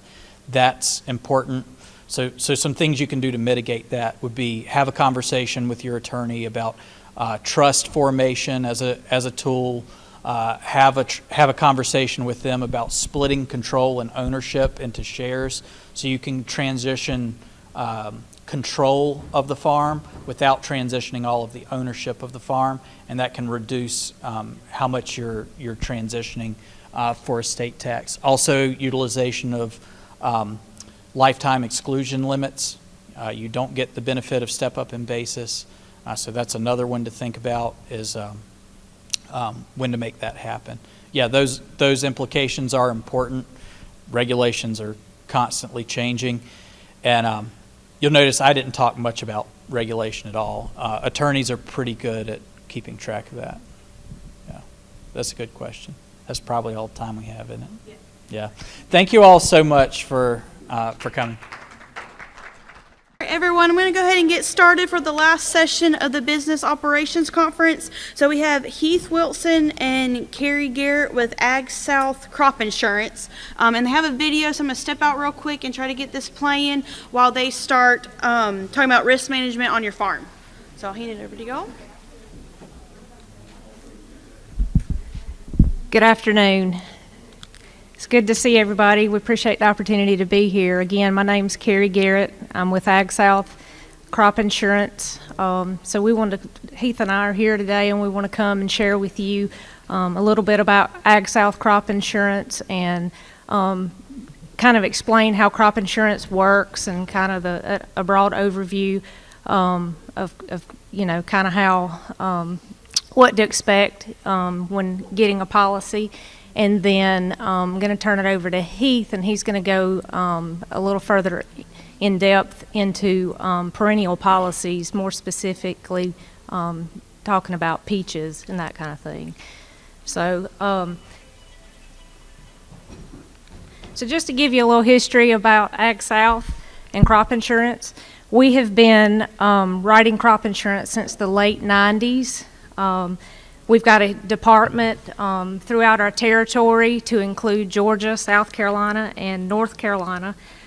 We actually have 4 agents in Georgia. We have 3 agents in South Carolina. We have a processor housed in Georgia that does all of our keying and processing and making sure all of our policies are uploaded into the system. And we have an intern. And our department manager, Sandra Meeks, who is here with us today, is housed in Blackshear, Georgia. And we also have Darcy Davis with us today, and she's an agent there in Blackshear. So with that said, that just kind of lets you know who we are. We've been in crop insurance for a long time. We've got a established territory that we're covering. We have a broad, crop insurance book of business that actually covers all different kinds of crops throughout our territory, depending on where you live and what commodities are grown in your area.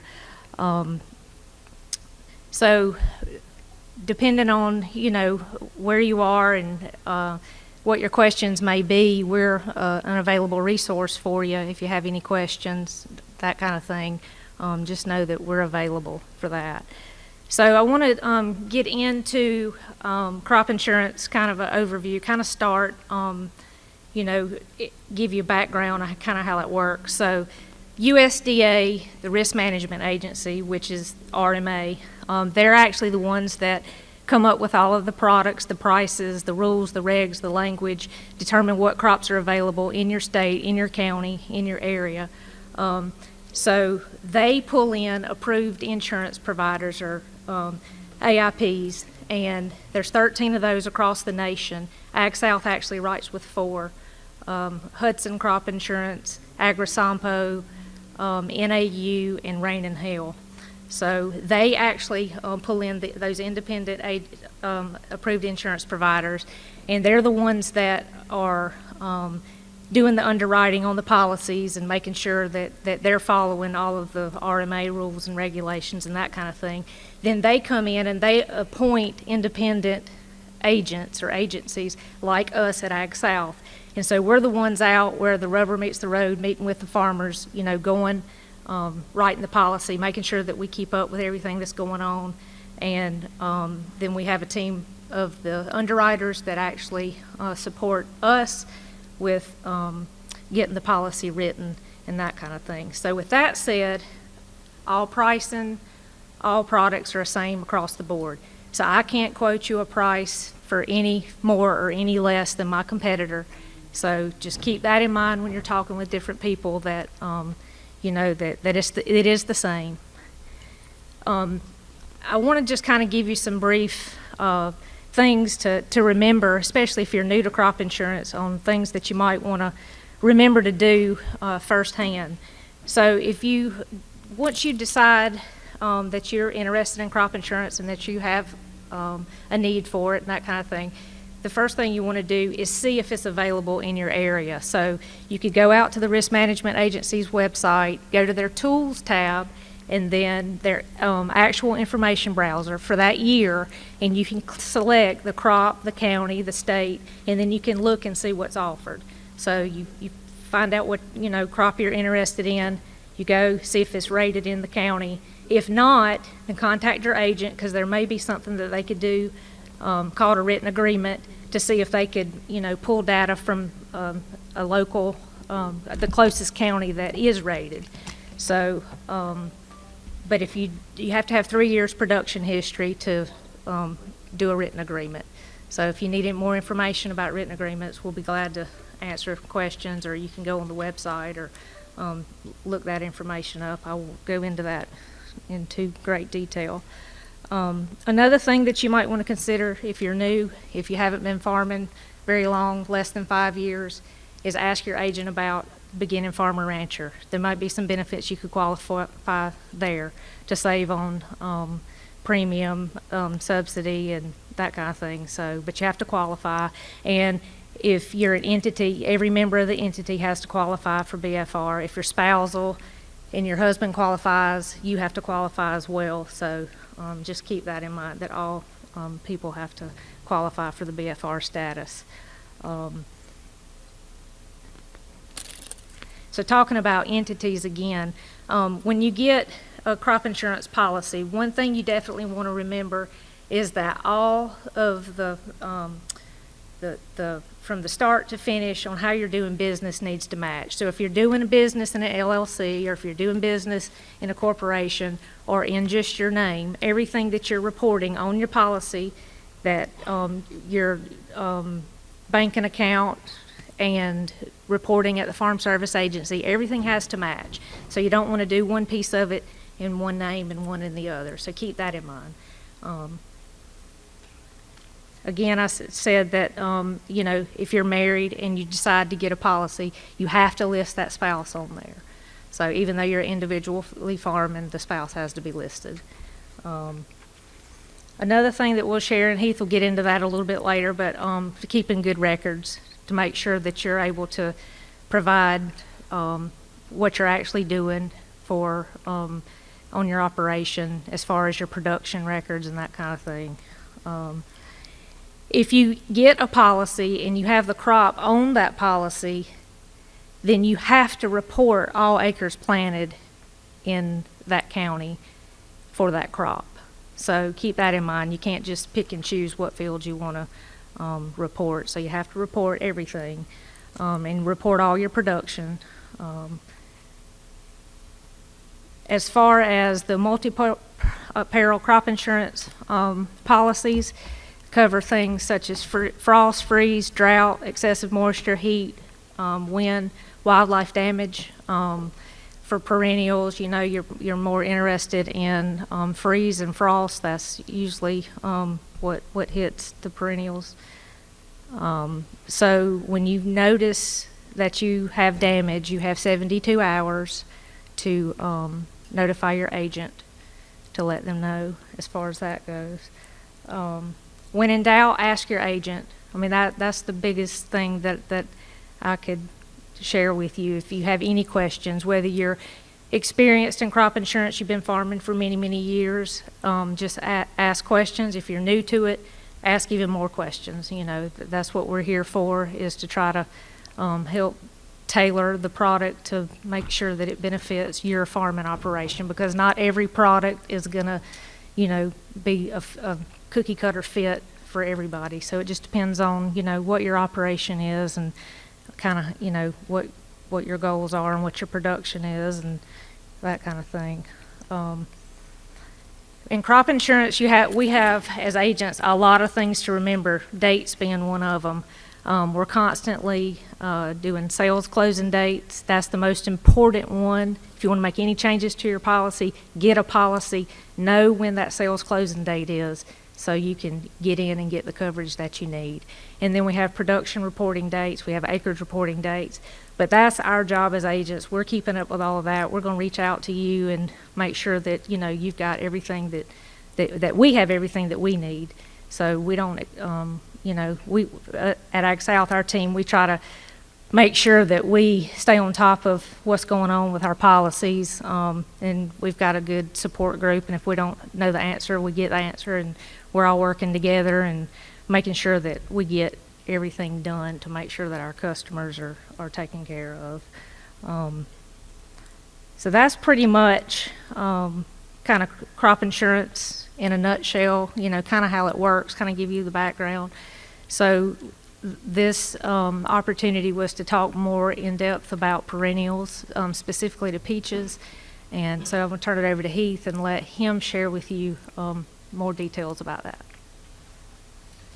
Like I said, my name's Heath. I want to start off with one question. Anybody in here actually have a crop insurance policy?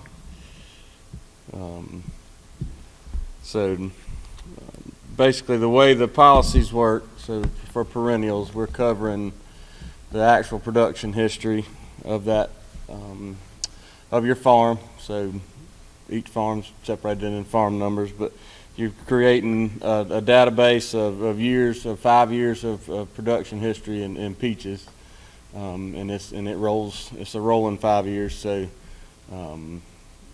that'd be from 18 to 23 now for this year.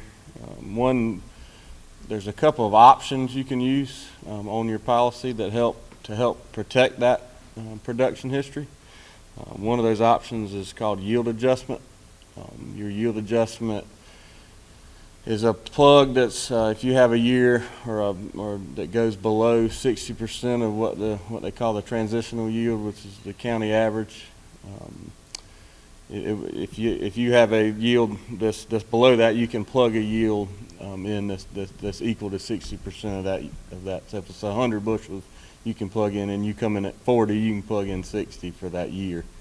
Another one is what they call yield cup. So that helps protect if you have a loss, it will not let you drop below 9 or 10% below what the previous approved production history is for the previous year.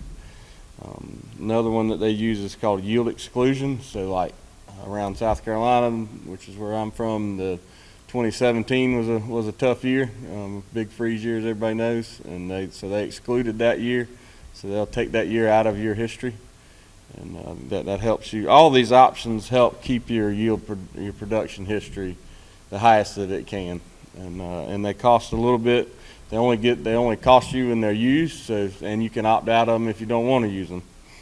Another one is called quality loss adjustment. So say you have a quality issue in your crop, you can the adjuster's going to come out and tell you, okay, this is 20 bushels, or due to quality it's down to 20 bushels, but say it actually produced 40 or 50, whatever you want. They're going to work the claim on that lower number, but your production history gets to utilize the higher number. So that just helps you keep that number as high as you can.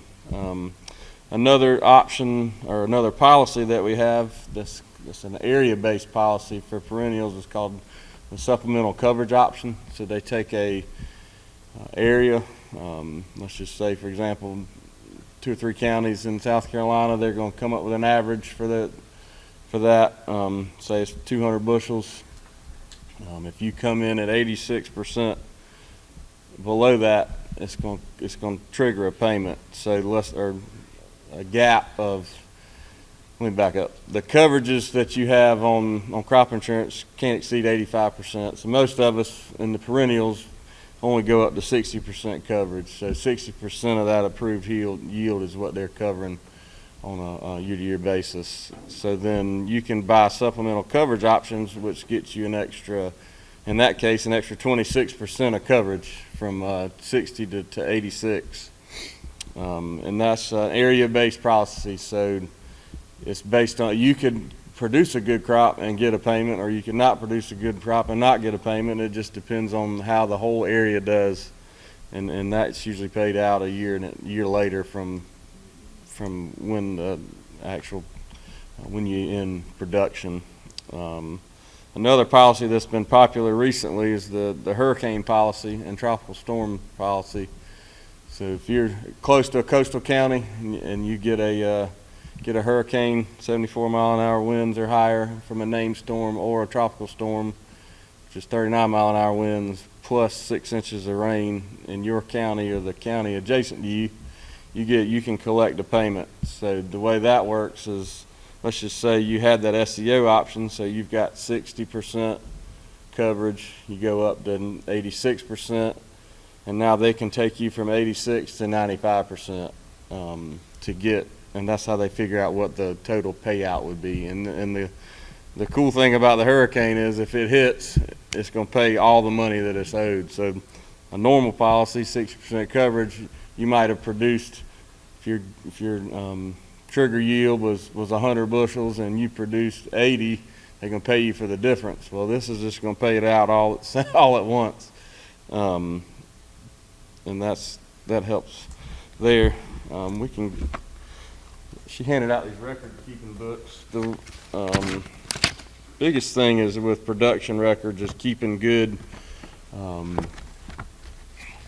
verifiable records that we can utilize where you sold everything. If you're a U-pick, which is kind of, I've dealt with Mr. Ed over here, it's kind of tricky sometimes, especially with written agreements, is what we ran into, that Kerry talked about, having a verifiable third-party source. So the way we operate to alleviate that is to try to put in, we get a claims team out there to do production appraisals throughout the year. That way that you have an adjuster that's certified and can certify that this is what we think your crop is, and then they're going to adjust it to what it's actually produced.